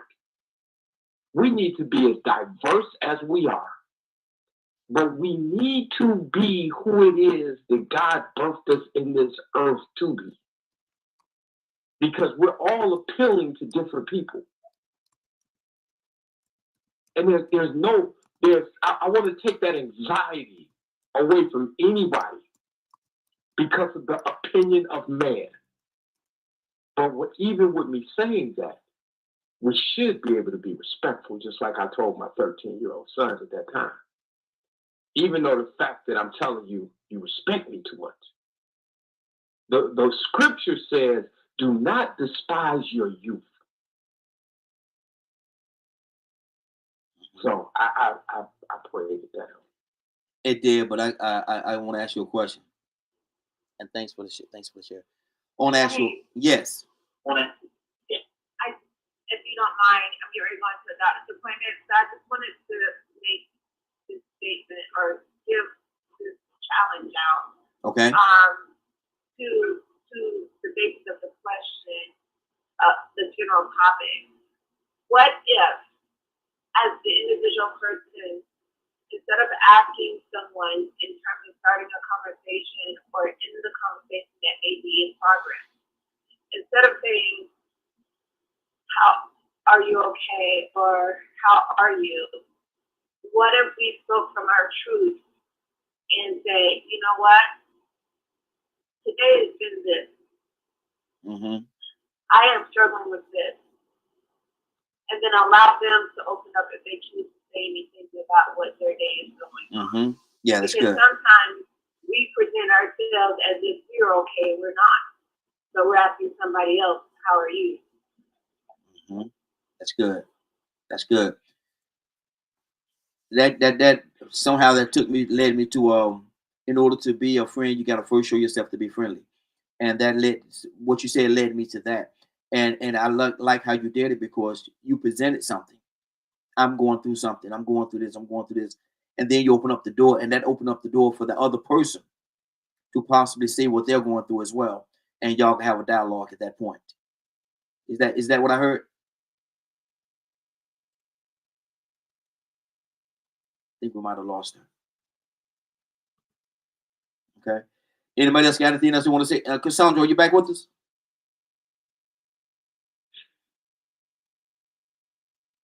Cassandra, are you there? Yes, I am. Okay. Yeah. Anything on your heart right now? No, I agree with Friday wholeheartedly. Mm-hmm. That is a great approach that she gave. Listen, none of us have all the answers. Yes. None of us. Mm-hmm. But we all have a piece to a puzzle that could be a blessing to somebody else. Mm-hmm. And that's why I talk about, how I am in this. I don't want anybody to try to change me. This is how God created me, with the little flaws, Mm-hmm. with the big flaws, whatever is going on. He's working on me. Yes. He's working on me.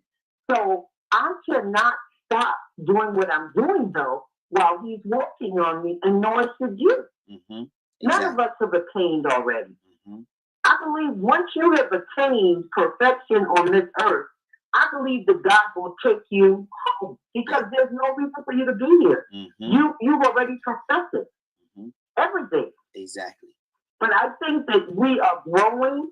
We're learning from each other, hopefully. We're learning from our situations. And I believe that is what helps other people. People watch us even as we grow. Mm-hmm. Mm-hmm. Even as we're growing. And the mistakes that I make, if someone brings it to my attention, some of it I know, but if someone brings it to my attention, I try to do better. Yeah. Yeah. That's all God is asking, for us to do better, Exactly. for us to grow. And it says in the word that we grow daily. We should be growing daily. Mm-hmm. We should be learning more about ourselves daily, about others, how to deal with others, how to help others. And that's what I pray that we all get from living this life. That's good. That's That good. we're growing and learning. Mm-hmm. Hey, Cassandra, can I fight you for a minute? Oh yeah, go ahead. She's gonna fight back now. Yeah, because she's a day younger than me, so we can fight. But I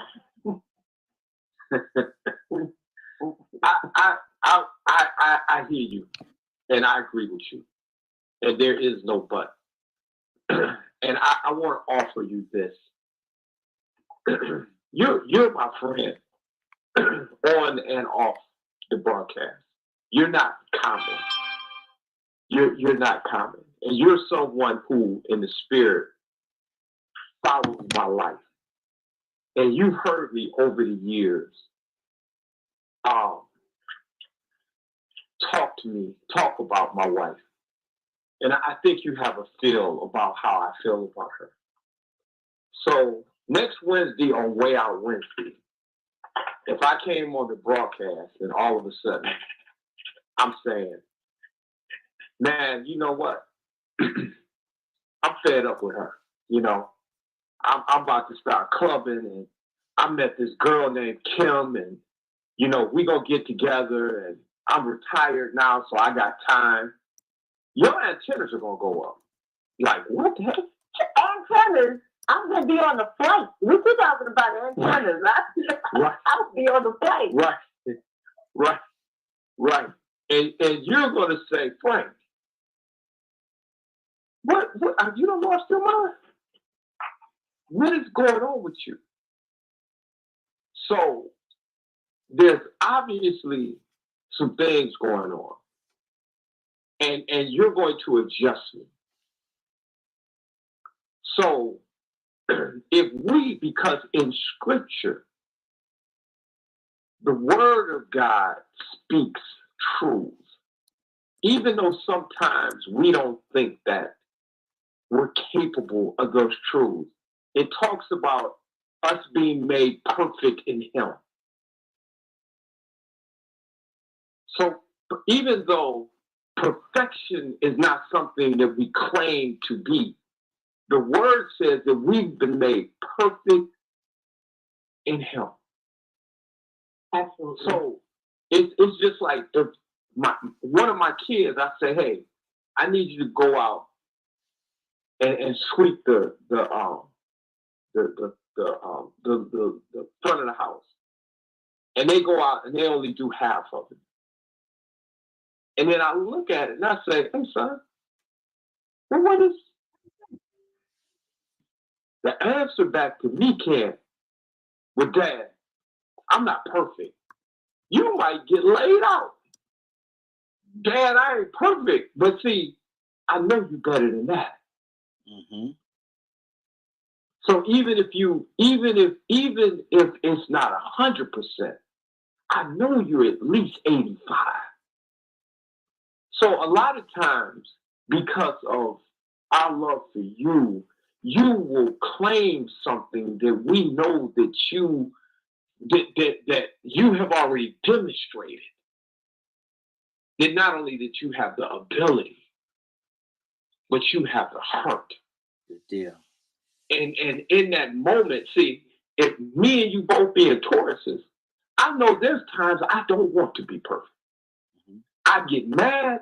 I want to get at you, and I don't want you to stop me. Now, I'm in a bad place. I know I'm wrong. Mm-hmm. And I need somebody to say, Frank, snap out of it. Yeah. You're better than that. Yeah. And guess what? I feel a certain way, but they're right. Now, we used to have this thing back on Real Men Being Men. There was a clue. I used to say, when I used to say good deal, everybody knew to wrap it up.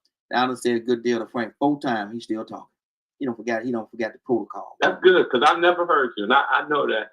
So I must have needed to get all of that out, because I didn't hear it once, but I apologize. Go ahead. Let me, Tucson, what's on your heart, brother? And we're going to change topic, go to another topic in just a minute. Tucson, what's on your heart? Can you hear me right here? Yes, sir. Loud and clear. So I gotta ask myself, why for the last 3-4 years have I been calling in this morning? Why is it? Mm-hmm. You think I'm looking for something from me, y'all? Any one of you, including you, right? Including me. Okay. Am I All right. on the yeah, including you. Mm-hmm. Am I on the receiving end? Trying to get something out of y'all? Do I need something? I'm just asking myself that. Mm-hmm. What the question is, what is the morning goal? What are we doing here? Why are we existing? I say we because I keep calling in. Mm-hmm. Why is that? How many what's the audience? who are the audience and why are we approaching them? Mm-hmm. So they can find out how we doing. That's the plan. So that we can see how we disagree with each other. We fuss and we argue, we laugh and we cry and we make it all about us. Mm-hmm. Is that what we is that what the Now, I wonder, is the question you asked already rhetorical, or do you want us to answer? it might be necessary to answer. Mm-hmm. I would answer it. I would answer it by saying this right here, and it's been said on here many times. And as a matter of fact, I've heard you say it a couple of times as well. That DKM and the Morning Glow is a ministry, and we're actually ministering to different people. Not that we're trying to receive anything, and we do, but we're also trying to feed communities all over the world. So it's a ministry, and one of the reasons why we come here is because of the fact that it is a ministry.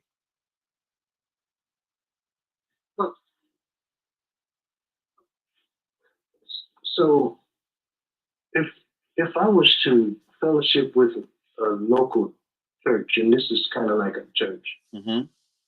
would I continue to go there because they're looking for something from me? Or I'm there because of the service they're doing. Why would you concern yourself with how a person is doing and not be prepared for the answer? Mm-hmm. Mm-hmm. Wow. Including, I'm okay. Mm-hmm. Because sometimes, and I say that because I'm listening, and it seems like, what if I came here every day for the last 4 years, 3 years, so y'all can examine my life to make me feel better about me. Mm-hmm. I don't know if that's right or wrong. I don't know. I'm happy. Sometimes I have to reevaluate. Let me ask you the question. Why did Christ come in the first place? Mm. The reason why he came, and we are the extensions of his plan and purpose. What are we doing? Mm-hmm. Plenty. So how you doing, right? I'm doing fine. I'm doing fine. I'm still moving, still grinding, still trying to get there, brother. Still trying to get there. Still trying to get there. You shouldn't say so. Huh? You shouldn't sound like you was finna say something. I probably was, but if you don't let me say it when I'm about to say it, I might forget it, brother. That's what happened when you get young. Yeah. That's it. Have you gotten young yet? Well, there's a couple of people here. Oh Lord. Oh Lord. Mm. Hey, Tucson. I'm gonna say something to you, man. But what's wrong with Frank though, man? Let me ask you a question. What's wrong with Frank, man? What do you mean? Because I'm gonna tell you why I say that. What do you mean? Now I think it was Frank that said that this person ain't gotta be that person, this person ain't gotta be that person, this person can't be that person. Wasn't that Frank that said that? And he said Cassandra ain't gotta be Frank, right? You ain't gotta be, I think he said that you ain't gotta be Leonard and different things. Ain't that what he said? I heard that said. I don't know if you said it, but I heard it been said. Okay.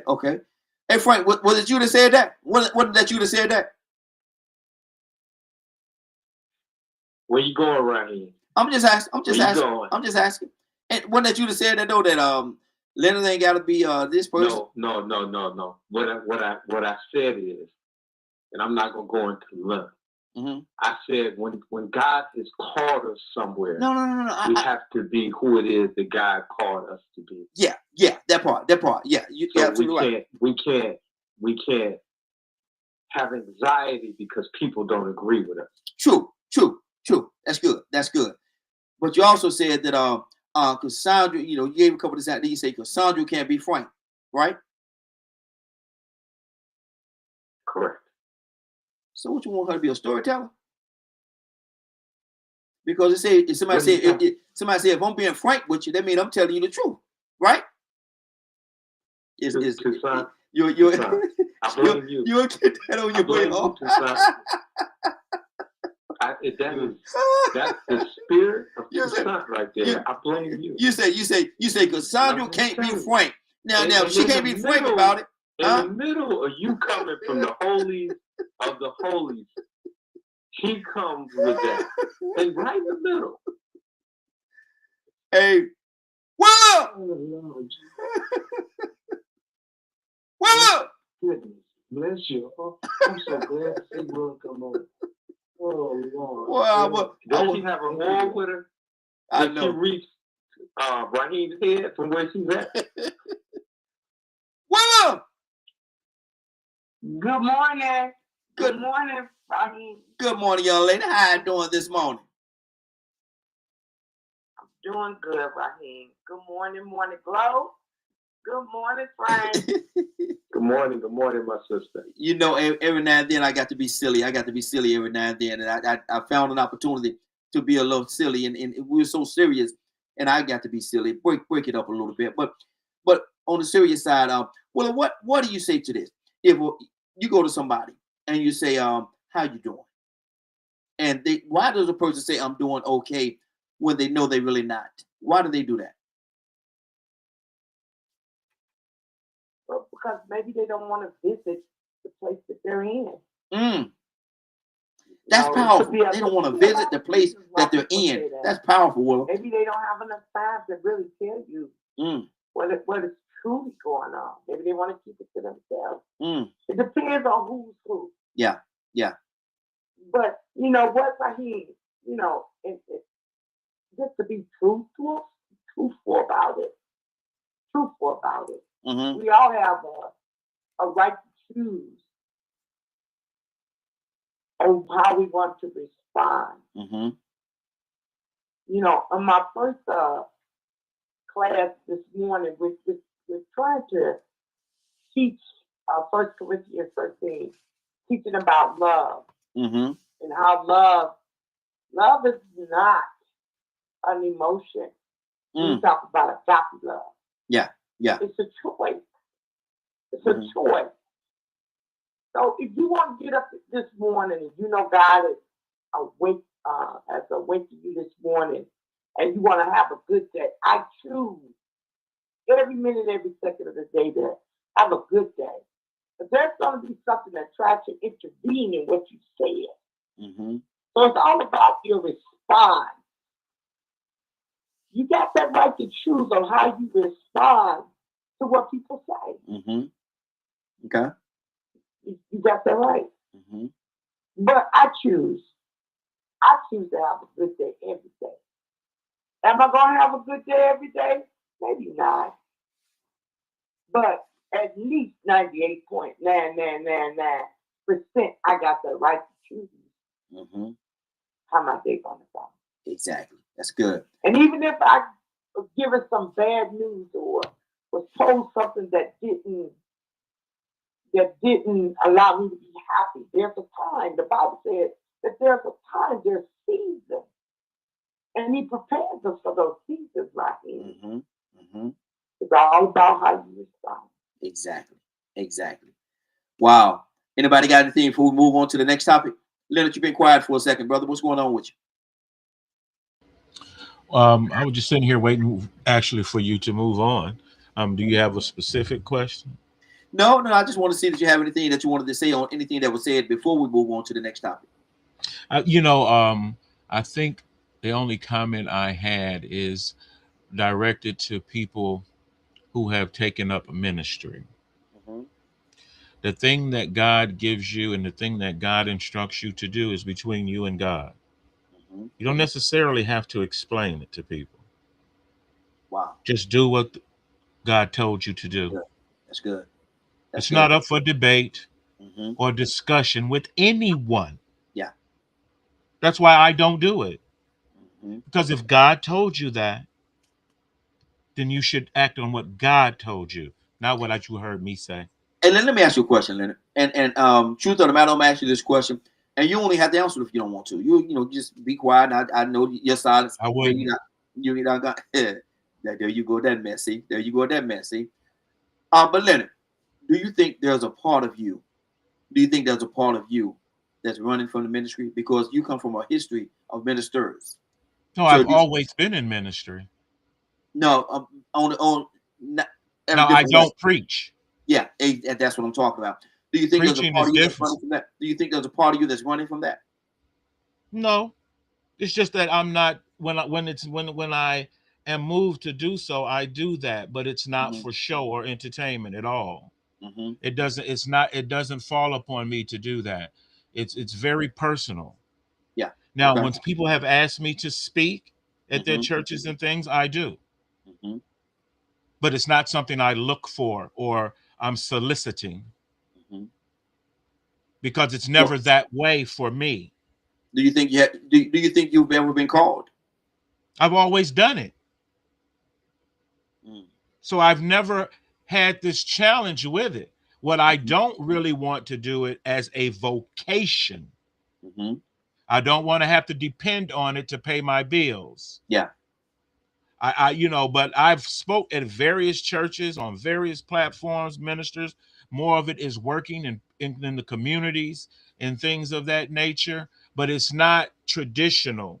Hmm. Just hey, I'm a preacher and I'm soliciting preaching gigs. That's not what Hmm. I do. Okay. If there's something I can help you with, I try to come from the standpoint of how Jesus has ministered things to me. Hmm. I don't make it up or make assumptions or anything. If God gives me something to say, I say that, and it's Hmm. not up for debate or discussion. Just like that. Just like that. I heard you. Anybody else got anything else they want to say before we move on to this next topic? Anybody? Yeah, I wanted to. Oh, go ahead. No, I was just thinking about what Leonard said about engagements and stuff like that. And I always said, you call me before I call you. Asking if I could do something. I bet you that. Hmm. Early, I think it was my dad, my brother. He says, you should never ask somebody to do something. Hmm. The door will be open for you, so they'll call you. Yeah. Don't call them. Hmm. That's good.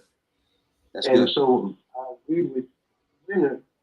Is a lot of times instead of us actually ministering or whatever this may be, we try to convince, it seems like we try to convince somebody that we have something to do, Hmm. rather than just do it. Hmm. Because there's, and this is my opinion, there's not different ministries. There's only one. And if we're not doing the ministry of Christ, then we're doing our own thing.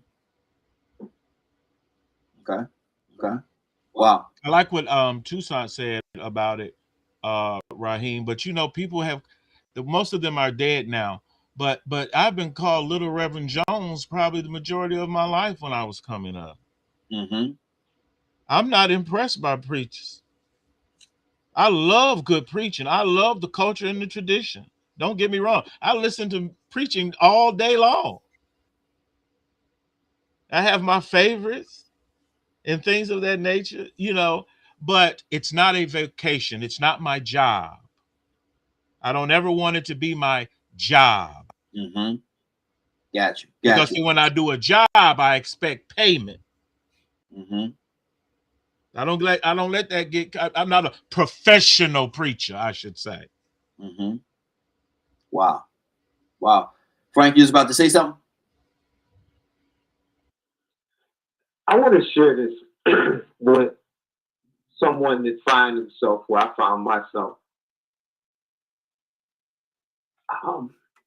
At the brink of divorce and losing my two oldest children because our house was separated. And feeling like a complete failure. And so I started the forget what they use the word joint parenting, where I would have my children all summer, and their mom would have them during school because they were in Atlanta, and I would have them on every other holiday and different days, and we agreed upon that and started doing that, but never felt good about it. And I would, see my daughter especially would cry when she had to go back home. And if you took a snapshot of Frank as a father, I felt like a failure. But God, there came a time where my son and daughter both were back here with me full time. And yesterday, I'm sitting in the parking lot, and I had to go in and give my son some money because he was going on a trip. And I had him call him to the office. He came up, he got his yearbook because he's a senior. And he said, "Hey, Dad, can you take this home?" And we were talking. And all of his teachers came into the office. And they said, "He is an amazing student. But he's a better young man. Mm-hmm. He's going to do great things." I said, "Thank you." Just as a parent, you always want to hear good things about, your children. And the guy shook my hand and he walked away. He said, "He's going to do amazing things." Carrying 4.6 grade point average. Mm-hmm. Something that I could have never even thought of. And I went out in my car because I was waiting for his little brother to come out.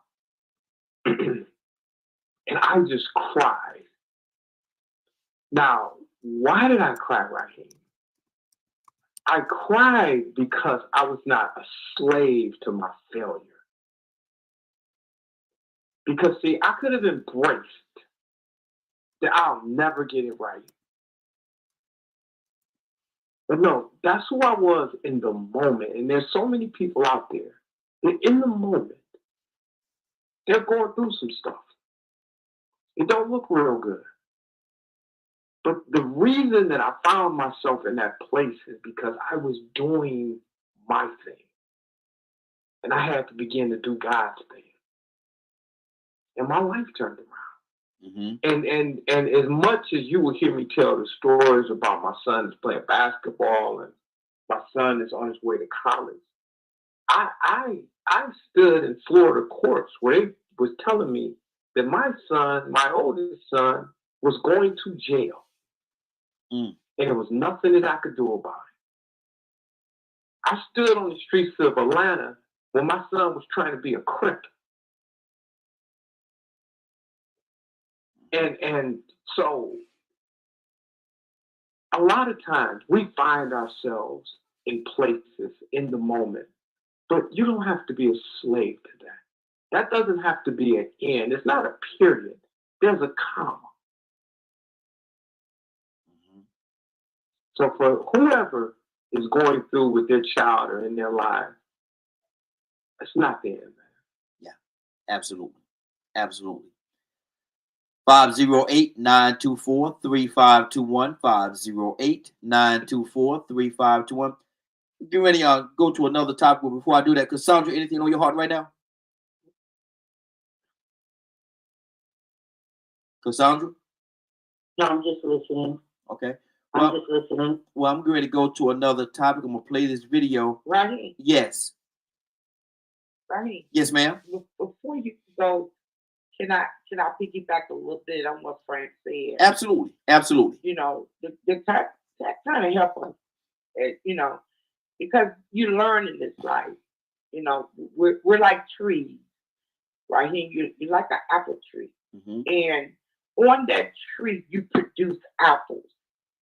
So we produce children. Hmm. The women are incubators for life to Hey, produce Sabrina. life.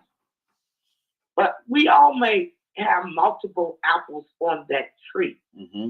They're receiving the same feeding, the nurture, you know, on the tree growing and growing. But sometimes when you get to pick an apple, one of them is rotten Mm. on the tree. And it's rotten because maybe a worm got in it or maybe something else happened. But it was on that tree that produced the apples. Now, because it was on that tree, and all the other apples was on the same tree, but this one particular apple, or maybe even two apples, were rotten. Am I going to take the responsibility when they all got the same thing? That's where Mm. the enemy comes in at. And he makes us think that we're the worst parents sometimes in the world when one of them is rebellious. And you look back from the beginning. I can look right back at Cain and Abel, right there. Hmm. So sometimes we just can't allow the enemy to succeed in making us feel like we are the worst parent in the world. I was 15 when I had my children. 15, 15, 20, 25. And I knew I wasn't equipped then at 15 to raise children. I knew I wasn't, but I thought I could. I'm just saying, I've learned. I've learned. I don't know about anybody else. Because I got one son who would always say to me, Mom, you didn't do this. Mom, you didn't do that. And I've apologized for not being what I should have been at the time when I should have been what I should have been. Hmm. And I move on.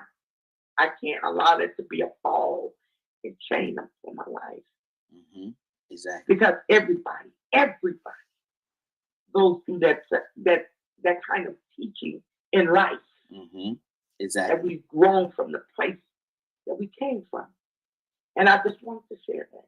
Good deal. Good deal. Well, what we're about to do right now, I'm about to play this video. For the ones that's actually watching, you can actually see it. Tell us what you think about it. For the ones that's not watching, that's listening, just lend your listening ear, and let's see what this young lady is saying. Here we go.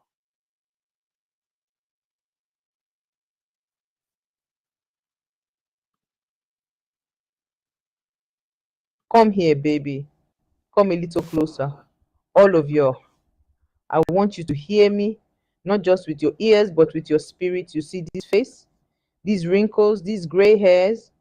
They did not come from doing nothing. They came from living through things some of you only read about in books, and some things they don't even want to put in the books anymore. I hear some of you saying, my vote don't matter.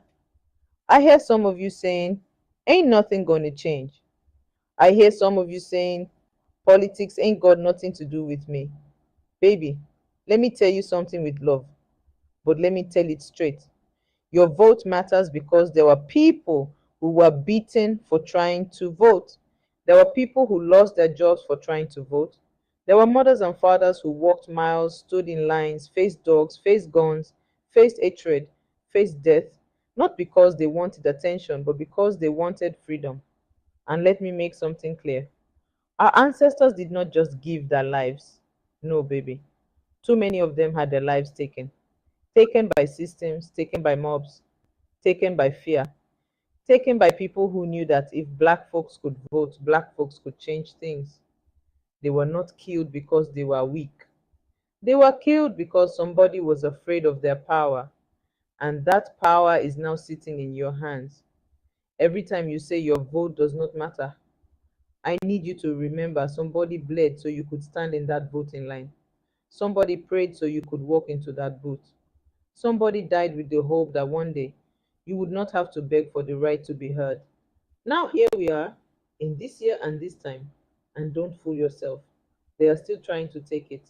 They may not always wear the same clothes, they may not always use the same words, but the mission is the same. Silence you, discourage you, confuse you, and convince you to stay home. But I came to tell you today, not today. No, no, no. You will not take my rights away today. You will not silence my children today. You will not bury my ancestors' sacrifice today. You will not make me afraid today. You will not make me tired enough to quit today. Young people, I need you to stand up. Stand up when they tell you your voice is too small. Stand up when they try to close the doors. Stand up when they change the rules. Stand up when they try to make voting harder. Stand up when they want you distracted, divided, and defeated. Because voting is not just politics, voting is protection. It protects your schools, it protects your neighborhoods, it protects your jobs, it protects your families, it protects your future. And let me tell you something else. Voting is not the only thing you do, but it is one thing you better not stop doing. You march, you pray, you organize, you build, you speak, you serve, and yes, baby, you vote. Because when you vote, you are saying, I am here. When you vote, you are saying, I count. When you vote, you are saying, my future belongs to me. When you vote, you are saying, my ancestors did not suffer in vain.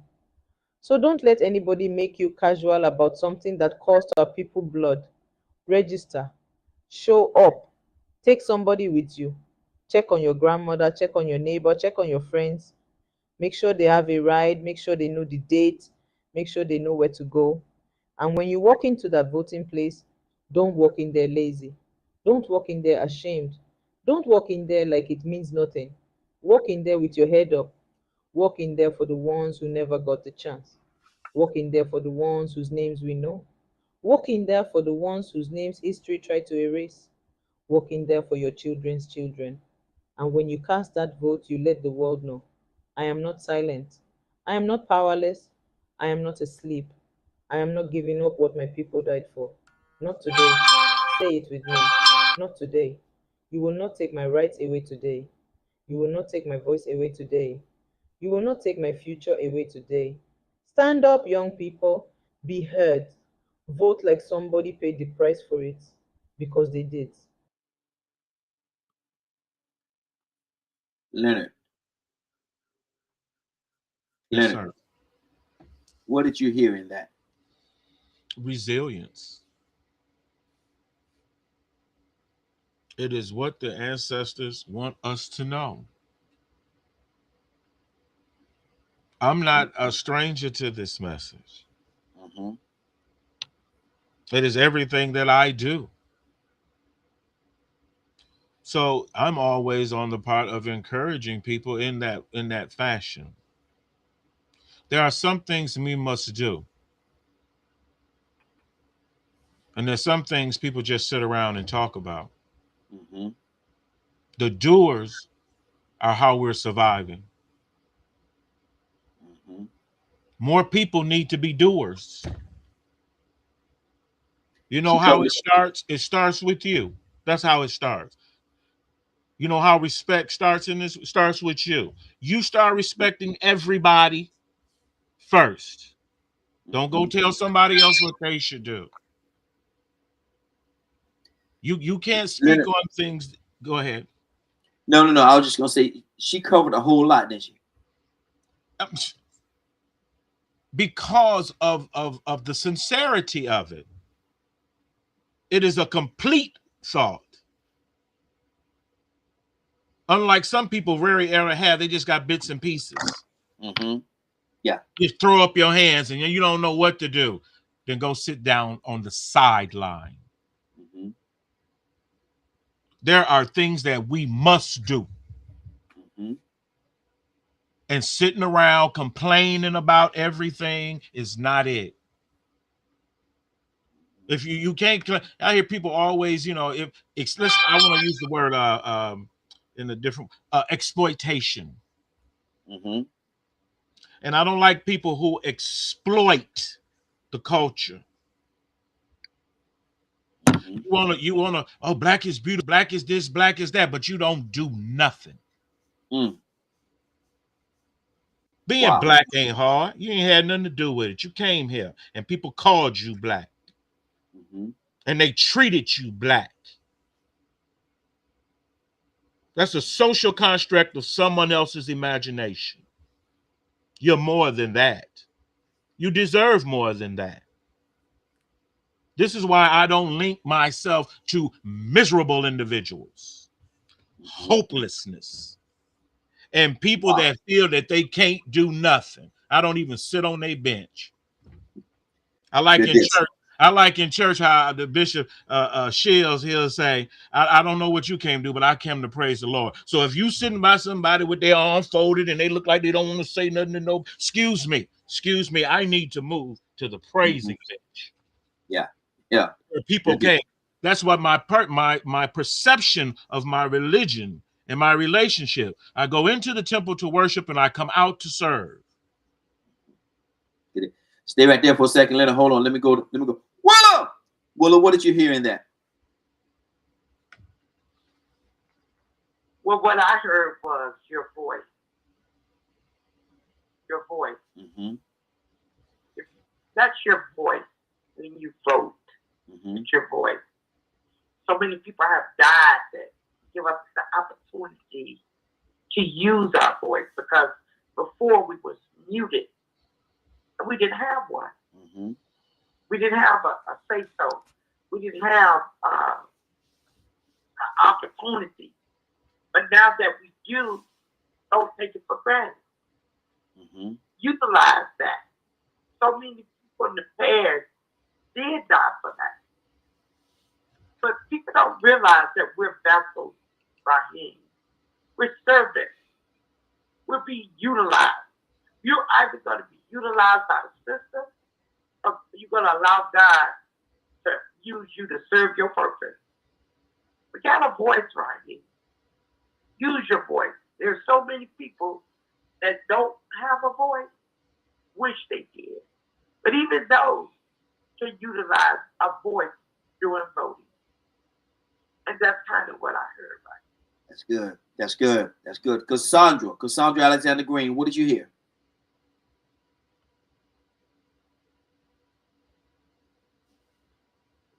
Cassandra, you there? Can you hear me? Yes, there you go. Yes. Uh-huh. What did you hear? Pretty much what Willa and Leonard said. And I believe that we are in a position right now where we have to make moves. You can't sit back and just let everything just slide by you. Mm-hmm. And one of the main reasons is because as of right now, we might as well be in 1964. Wow. Before the Civil and Voting Rights Act even took place. We've been taking back to 1964. So now that means that we have to fight even harder for just our right to vote. Do you know with this redistricting, and everybody needs to look it up for themselves, that means that there are Black areas that will have no representation. Mm-hmm. Nobody that looks like them to stand and talk for them. I'll be totally honest.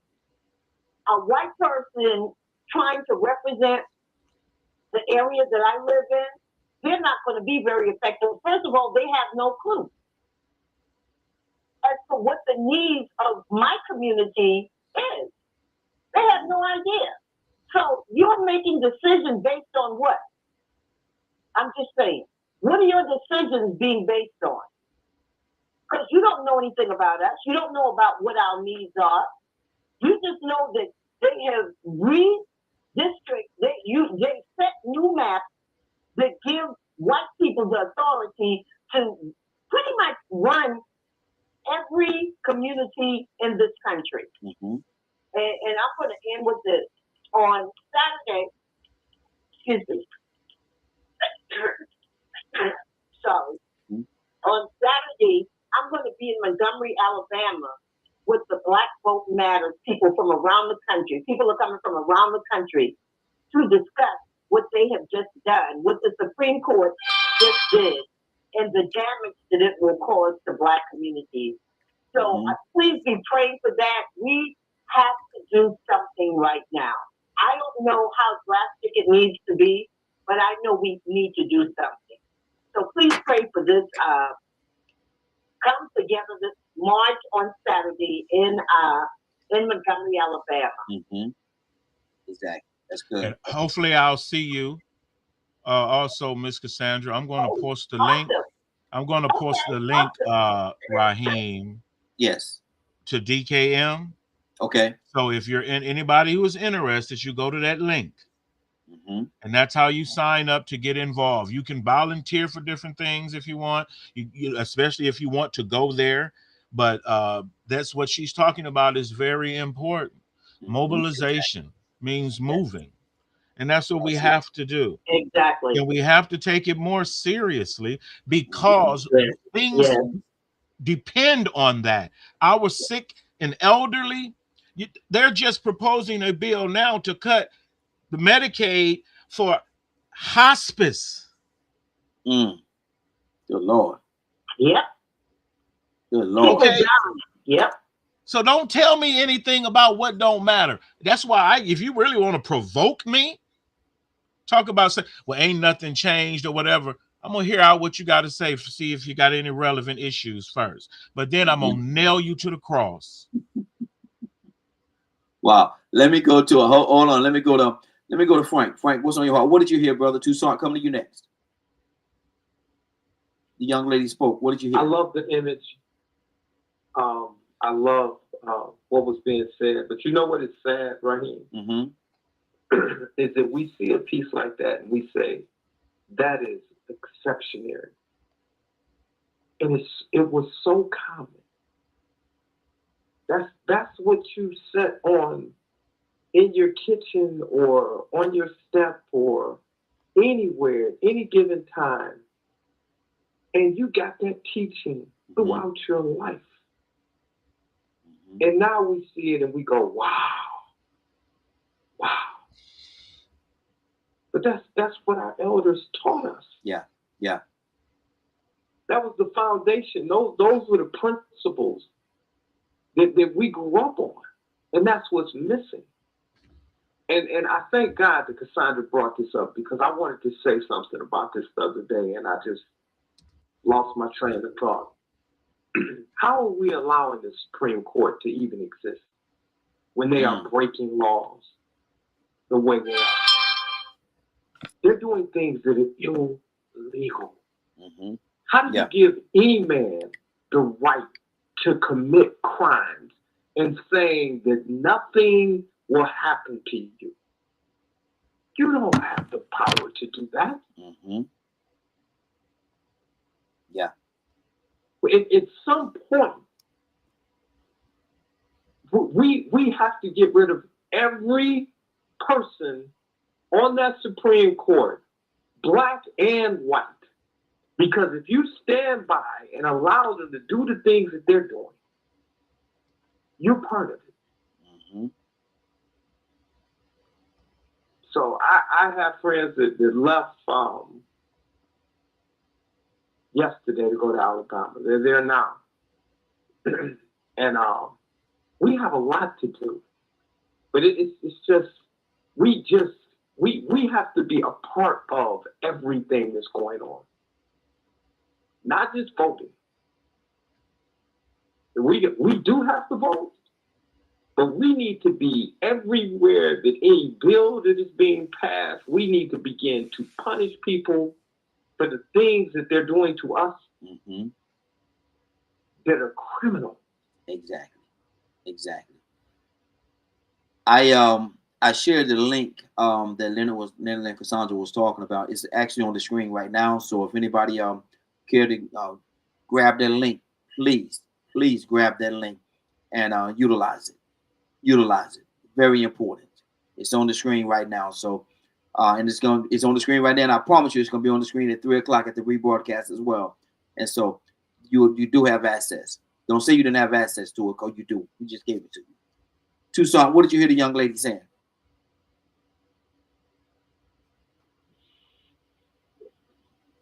Along the way, there were people that did all they possibly can or they could to stop us, our forefathers, and some people, women included, from voting. And we didn't just get here by chance. It wasn't easy, but it was accomplished. Mm-hmm. And if we allow people to do the same tactics, trying to stop us from doing what was earned, not given, earned, fought for, bled for, died for, not given their lives was taken. Yes. Yes. Before they even got to the poll, Mm-hmm. somebody was in the way. But they went around all the barriers to get what some people really appreciate. So it sounded like a plea to those that can't really see is that it's a valuable asset. It's a voice. And so you gotta do that fighting again. Yeah. Blood, sweat, and tears if necessary. To just have a voice. Because all they really want us to do is just be quiet and take it. Yep. Yep. And they got scare tactics to do it. They've been doing that for, think and appreciate the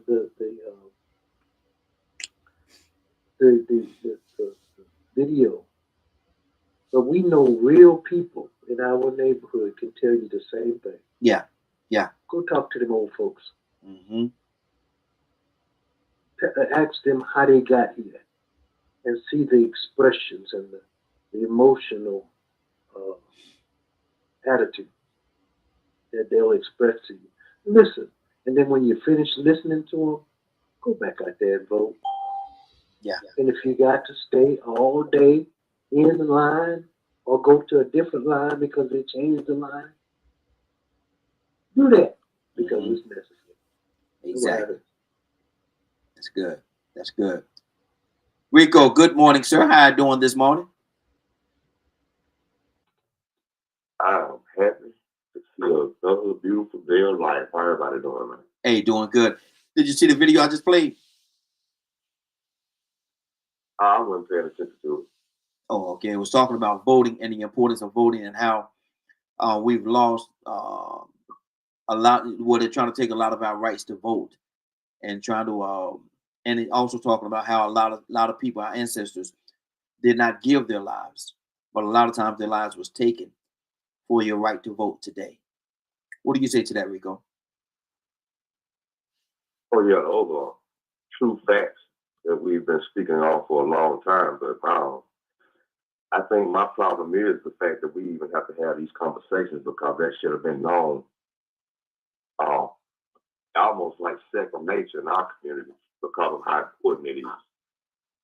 So it sort of goes back to what I said last week about how we dropped the ball. And I can really understand how we dropped the ball. The racism, segregation, Jim Crow, and all those things, slavery that happened in the past, man, those were horrible, horrible things. And some tough fights, very tough fights. But who wants to continue fighting all the time? So it was easy for people to sort of feel like the fight was over. Now we can rest. We can finally do some of the things that we wanted to do without being persecuted or restricted. Mm-hmm. They were hoping the fight was over. And so we dropped the ball to a certain extent to where we have to have these type of rallies going on and this type of momentum. And I'm feeling encouraged I'm on my way out the door now to pass out ballots. I've been passing out ballots the past 3 days. I was told to do them to all the black businesses, but I think outside the box a little bit. And I'm glad I did because I found a white barber that services black people at the college that I used to go to.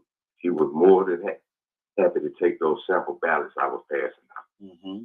In the process of passing out these ballots and going to these businesses, man, met a lot of people, had a lot of conversations, good conversations. And this past weekend, we had a commemoration for the Freedom Riders in Anniston, Alabama. And if anybody knows about that, that was like one of the worst situations that happened in that era. And the last surviving member of the bus burning was there. I saw more white people and more people from out of town than from my city. Yeah.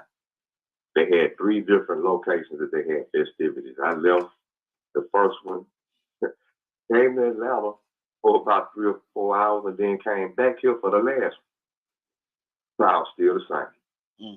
None of the business people and the entrepreneurs from our community who have such influence there to represent the city or to commemorate. Now, even though nobody from Madison was in the Freedom Riders and nobody from Madison was on that bus, nobody from Madison even recognized the history that was recognized worldwide, internationally, and nationwide. This situation made headlines in all over the United States, but people in Anniston to this day, the youth, they don't even recognize it.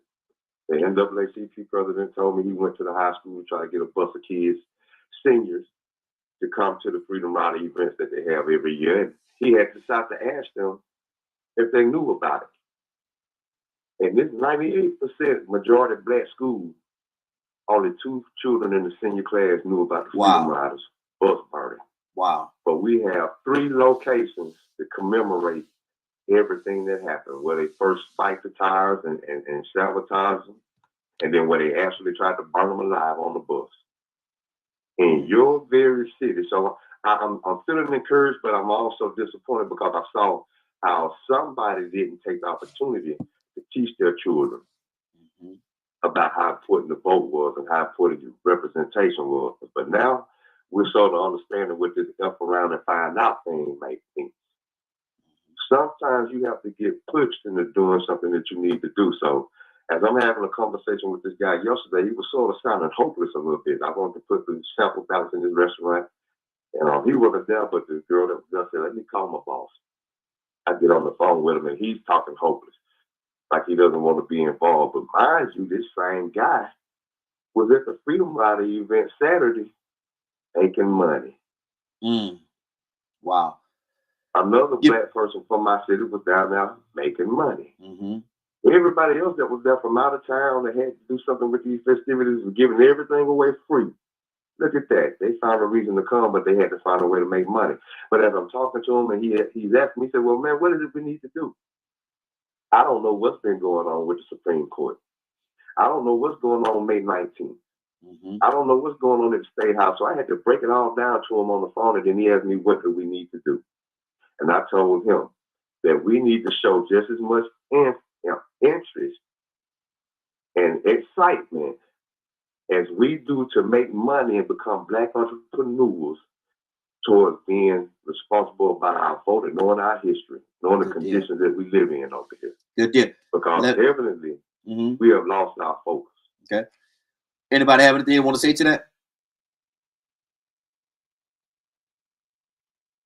Tucson, talk to me. Are we in if it don't make money, it don't make sense our mindset? Yeah. Let's get it. Let's get it. If it don't make dollars, it just don't make sense. And sometimes there's some things money can't buy. Yeah. We say that, but there's always vendors. And when they finish making their profit, they go to their own area and appreciate life, their life, without the concern for anybody else that just might not have it. And when we look at those people that strive for us, you know what we do with them these days? What we do with them? Put them in a nursing home. in the nursing home and put them out the way. Mm-hmm. They won't be. They don't want to. So because they want something or they need something or they might want a conversation with us. Might want to tell us something. And you know we call them old fogey. Mm. That was back then. You know what? That back then that we criticized them about is right there in your face. Yep. You said I wouldn't take. I heard somebody say I wouldn't take that. If I was living in that time. Well, that time is here, and your opportunity is here also. Now let's see what you're gonna do about it. Now, let's make your words reality. Let's make your words reality. Cassandra, talk to me. Yeah, I just yeah. I'm just really concerned about where our stand is. The fact that we're doing the voting matters protest on Saturday, it means a lot. And look at where we're doing it in Montgomery. It's you know what I'm saying? Everything is significant within itself.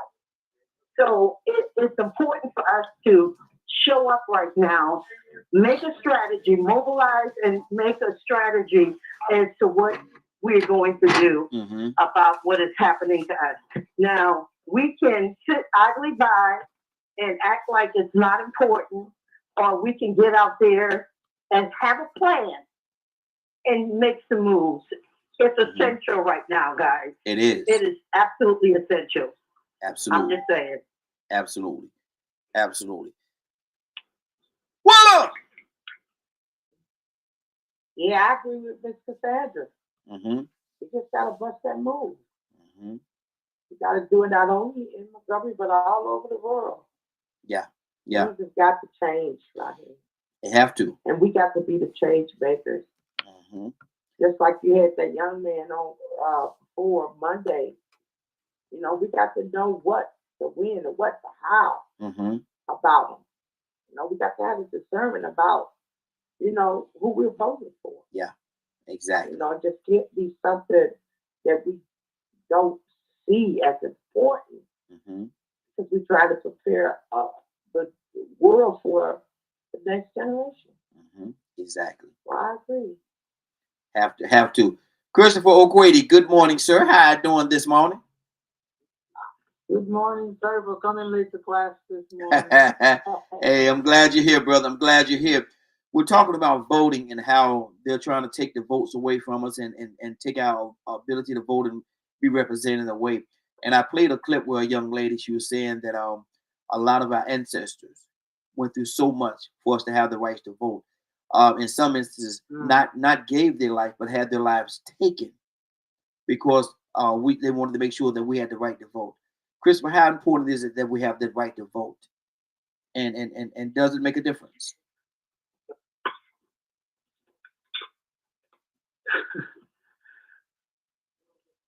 Does it make a difference? You know, I come from a place where the people's votes do not really count. You know, so every 4 years, the politicians come. My wife's talking behind, so they run their mouth. We cast our vote. They get in power. And for most of the time, our communities do not have no experience of that power that we gave to them until 4 years comes again, or 2 years. But our communities remain the same. The community that I came into when I first came into this country over 36 years ago is called Park Hill in Staten Island. If you go to that community today, it's still exactly the same way it was in 1990. Wow. Exactly the same. Does our vote count? Mm. What I mean, exactly the same. The buildings are the same. It looks like nothing has changed. Mm. But when elections come like this, we all get riled up because they rile us up so that we can go cast our votes for them. And they're gone. They're gone, Brother Rahim. They're gone. Our voices only count in November, and we're silent for 4 years. Mm. Something has to change. We got to get people that when they get in power, they are in our presence, they're in the community, they're doing something in the community. We see evidence of our vote being cast. There are parks, there are places where our kids go to. The educational issues that we have in our community are being dealt with, faced with. The crime in our community is being dealt with, and these things are up front and center, not once in 4 years. Does our vote really count? Mm. Wow. Wow. Frank, what do you say to that?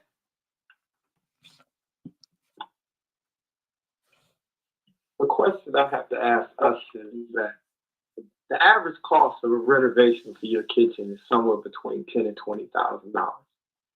If you had somebody come in and do a renovation, you signed a contract, you gave them a check, and then they never showed up again, would you just shrug your shoulders? Oh well, they just got me for 10 G's. Mm. Why do we do it with things that are so much more important? They make these promises, they get your vote, then they walk away and do whatever it is that they want to do. And we just go, oh well. Now, our civil rights, Medicare, these aren't things that people gave us. These are things that we are entitled to. Social Security, that's not a gift. That's something that people have paid into their whole lives. It's not yours to give me or to deny me. Mm-hmm. But we shrug our shoulders. Oh well. Is that their fault or is that our fault right here? Sound like ours. Has to be a consequence for people mistreating us. We have to punish people, and that's when they'll get it. Mm-hmm. That's the only time. You know, we boycotted Target for what? A month and a half? Yeah. But guess what? We right back in there. Mm-hmm. Making up the We difference. documented the things that Walmart has done. But guess what? Walmart's customer count is anywhere between 3,500 and 4,500 people a day Mm-hmm. in our communities. Wow. How is that? Wow. Anybody got anything? We're going to get out of here. Anybody got anything that they want to say about this topic before we move? Yeah, I do. Okay. I do right here. Yes, sir. So the question is, I guess, to some, does your vote count? Well,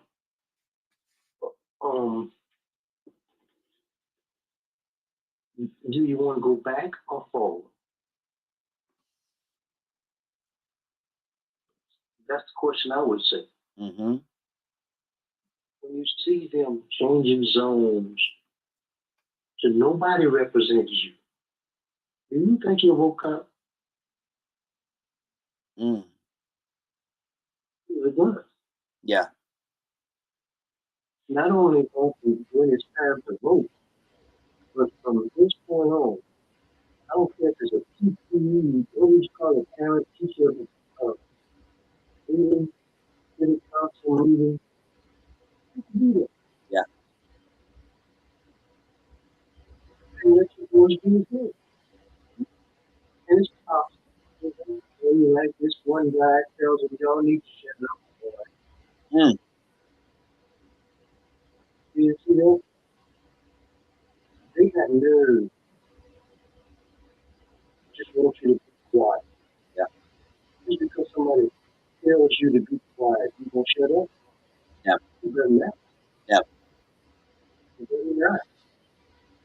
And I say this, and I shut up. If the person don't stand for something, they'll fall for anything. Absolutely. Now they Absolutely. won't do it. But you don't do it. Right. Yes, sir. And also, I would like to most definitely inform people: your vote does count. Mm-hmm. Now, votes don't change how you feel. Votes are about policy.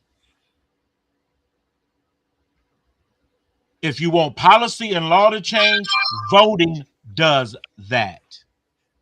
Not how you feel. You can sit around and feel how you want. But if you don't show up to vote on these policies and these amendments and these people who are at that table, you're going to have a problem. Yes, Lord. I bet some of you own stock and all these types of things. When they get ready to do what, when you a shareholder, what they send you? We getting ready to vote. Mm-hmm. It don't matter if you got $5 in that stock or 5 million. If you got a share, you can vote. You can vote. Yeah. If you live on my block, you have a share. Mm-hmm. If you walking around on these sidewalks, you have a share. Mm-hmm. If you've ever got any financial assistance, business license, anything of that nature, you have a share. It's time for you to vote on your share. Mm-hmm. That's good. It's not rocket scientists. 6 beats 5 all the time. Mm-hmm. You have to understand that. Don't choose not to accept reality because it fits some emotional narrative that you have. They vote on taking services away from you. They vote on taking your housing.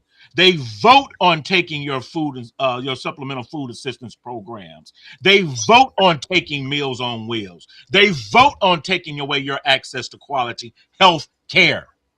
Mm-hmm. This is why you ought to do it. I don't care if you don't like nobody.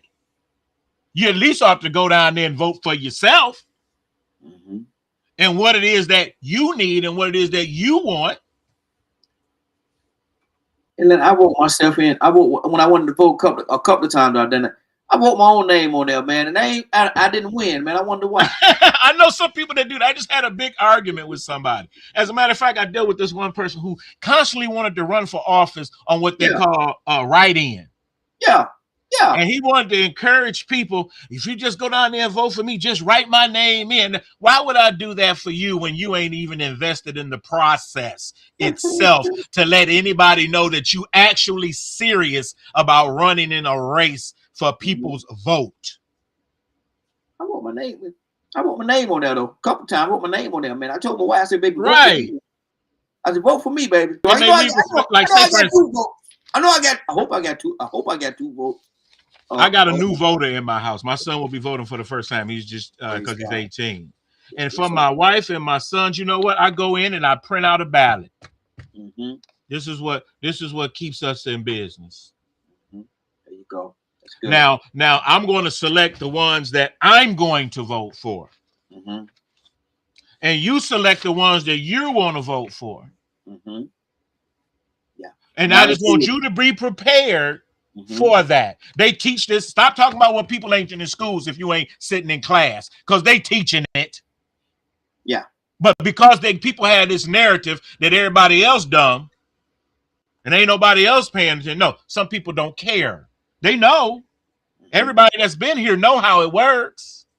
Yeah. But we got to get out of here, man. You don't wait till the last about 6-7 minutes over. And you want to talk for 25 minutes. And then we got to go, man. We got to go, man. I could have said something so nasty, but I'll refrain. And instead, I will leave you all. Please, my worship this morning was in Psalms 139. Check it out. Good deal. Anybody got anything they want to say real quickly now? Not long-winded like Leonard. Real quickly, anybody want to say something? Well, look, you've been quiet for a minute. Yeah. Go ahead, Rico. People do need to understand that vote counts. Mm-hmm. But if they don't utilize it, it won't. If you don't get enough people that have the same issues and have the same views as you do to vote, then it won't. Mm-hmm. Because we have to understand that these people have been strategizing from the very beginning to have control and power. And when they started losing some of that unfair power, they continued to strategize to take it back, have it again. And now we're in a nationwide push to make America great again. And that's when they felt like it was the greatest, is when they had all the power. So now they feel like they can represent black people better than black people can. Mm. That takes a lot of audacity to think that way. So Yep. yeah, your vote Yep. counts. And I think that you should have, I ain't gonna say you should have passion. I'm gonna tell you the type of passion that I have. I'm addicted to fighting white supremacy. I'm as addicted to fighting white supremacy as I am to anything else. Now, I'm not saying that every other black person out there should be as addicted or passionate as I am, but I don't see why they're not. If they know their history, I don't see how they're not. Amen, Rico. Mm-hmm. Good deal. Anybody else got anything they want to say before we get out of here? Willa, you got anything you want to say? Yeah. Say it, Willa. Your voice holds immense power, Mm-hmm. transformative power. Action as a tool to inspire change. There is power in your voice. Yes. Absolutely. Good deal. And on that note, Hey, Raheem. Yes, sir. Raheem, I want to put you on the Wayback Machine Mm-hmm. so we don't ignore something else. When Donald Trump came down that elevator and they asked him, "Are you surprised to be that you won the presidency?" At that time, he said, "This is not a presidency. This is a movement." He said it's a movement. Mm-hmm. When they tell you that they're going to do something, you better listen to them. Because they had all of these things in mind that they were going to do. They looked at the birth rate and they said, man, we've been the minority, but we tricked them into believing that we were the majority. Let's put this movement together. Absolutely. Absolutely. Cassandra Alexander Green, you there? Yes, I am. Good morning. Good morning. Good morning. Uh-oh. Somebody joined the broadcast late, 8 o'clock, 8:30, 9 o'clock, even 9:30, Cassandra. And they say they talk about some good stuff today. And I wish there was a way I could hear it in its entirety. Can you help them out, Cassandra? Yes. What did you call my name? Yes. Somebody joined the broadcast late. They want to know, can you help them out as far as the rebroadcast?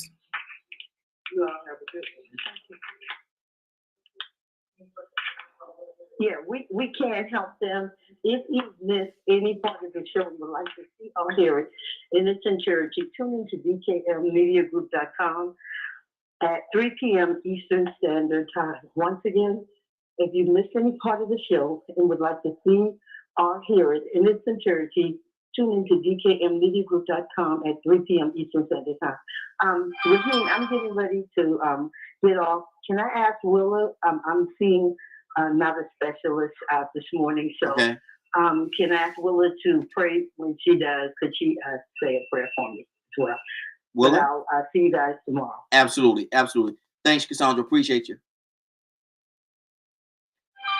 Tucson, you'll get this on your way home.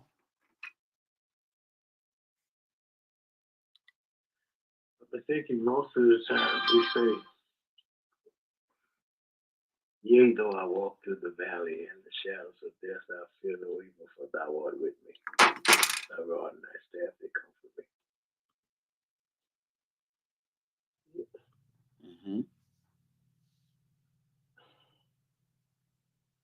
Okay, you'll get that I on. don't know. Hmm. Yeah, we get that when we get home because we just scared. Hmm. And fear is not of God. So what you scared for? Exactly. And then you say he with me. You should have all the confidence in the world to do anything at any time. But you say walk through the valley, and you said no, you do nothing, doing nothing. Mm. We get that. I'm gonna get that when I get home. Yes, sir. Exactly. Voila! Could we get a word of the day?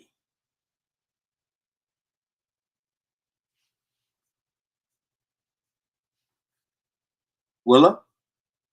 Can you hear me right here? Yes, I hear you now. Yes.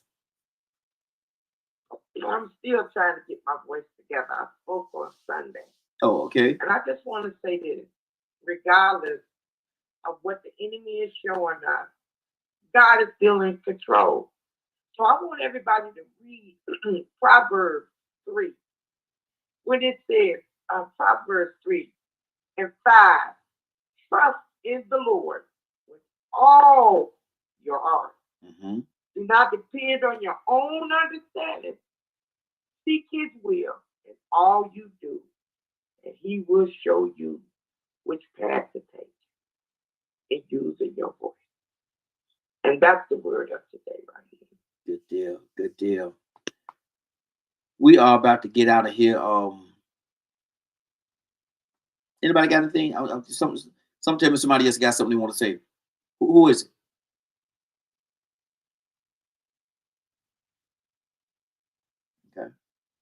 Okay. Y'all ready for the pledge?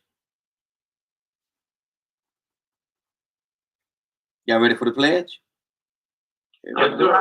Everybody on one side of me. Lord Jesus. I would take this day I'll take this day and be the best that I can be. Be the best that I can be.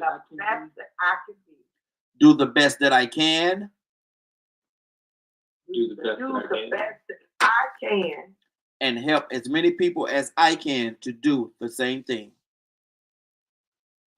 Help as many people as I can to do the same thing. Do the same thing. I promise to do it with love. Promise to do it with love. Compassion. And the grace of God. And the grace of God. Giving him all the honor. Giving him all the honor. All the praise. All the praise. And all of the glory. All of the glory. In the name of my Lord and Savior, Jesus the Christ. In the name of my Lord and Savior, Jesus Christ. Amen, amen, and amen. Tucson, what did you hear, brother? I just want to know if they're feeding after church. Uh-oh. Uh-oh. Might got some chicken dinners. Might got some chicken dinners somewhere around here. Might got some chicken dinners around here somewhere. Rico, what did you hear, brother? Good unity, man. Everybody ready to get to business, I guess. Sounds like everybody ready to get on the road. Yes, sir. Yes, sir. And that's a good thing. That's a good thing. Let me go. Willa said that she has working with her voice a little bit. So we're gonna go in another direction this morning. We're gonna see can we get Mr. Christopher O'Quady to pray us out this morning. Christopher, are you able to pray us out? Absolutely. Let's go.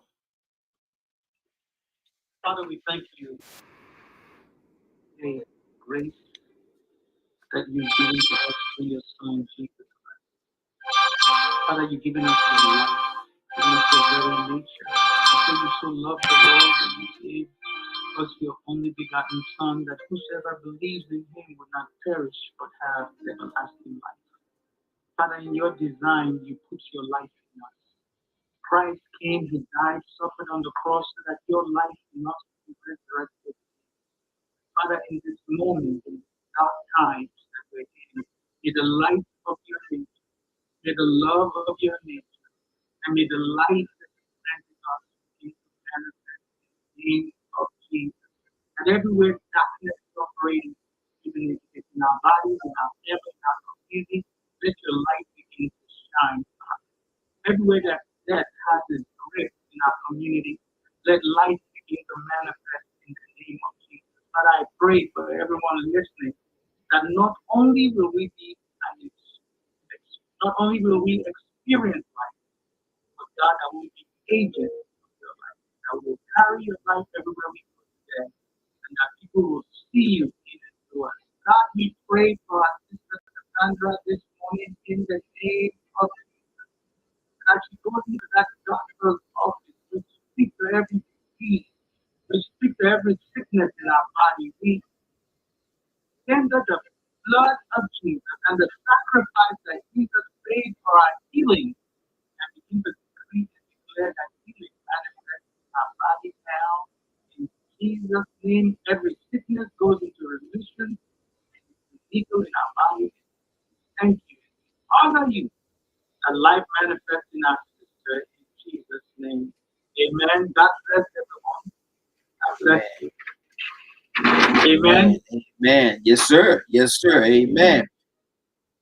I want to thank everybody for joining us. More than that, I want to thank you for allowing DK Media Group and Associates and the Morning Glow for being a part of your day. It is now, what time is it?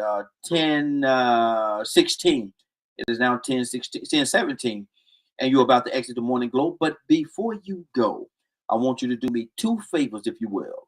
One, I want you to continue to pray for us, because we are certainly praying for each and every one of you. Number two, why this is real simple. I want you to go out there, find somebody, and give them a hug, because you never know. It could be the only hug that they get, or it could very well be their last. Love you, and ain't nothing you could do about it. Have a great day and a better tomorrow. We shine some light on you for the Morning Glow. Take it out there into this wicked and cruel world that we live in, and let your light so shine. If you get an opportunity, give somebody some love.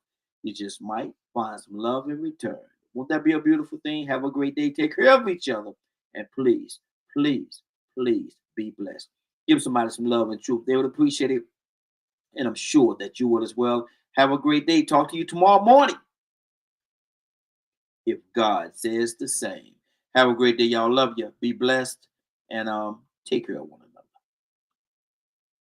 Welcome to the stage where hearts unfold in the morning glow, stories untold.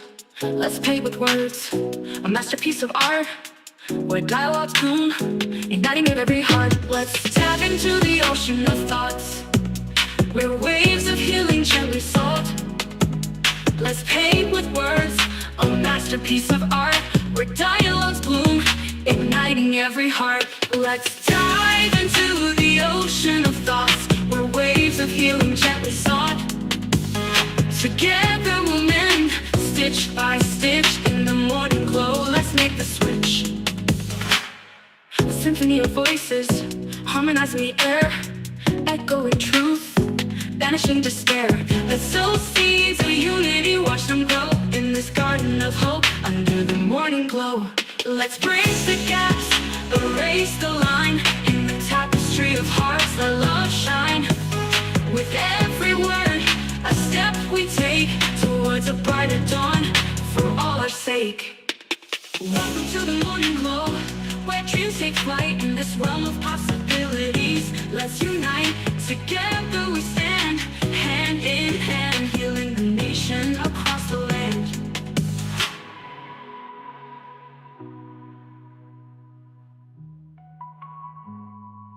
Let's dive into the ocean of thoughts, where waves of healing gently sought. Together we'll mend, stitch by stitch, in the morning glow. Let's make the switch. Let's dive into the ocean of thoughts, where waves of healing gently sought. Together we'll mend, stitch by stitch, in the morning glow. Let's make the switch. Let's symphony of voices.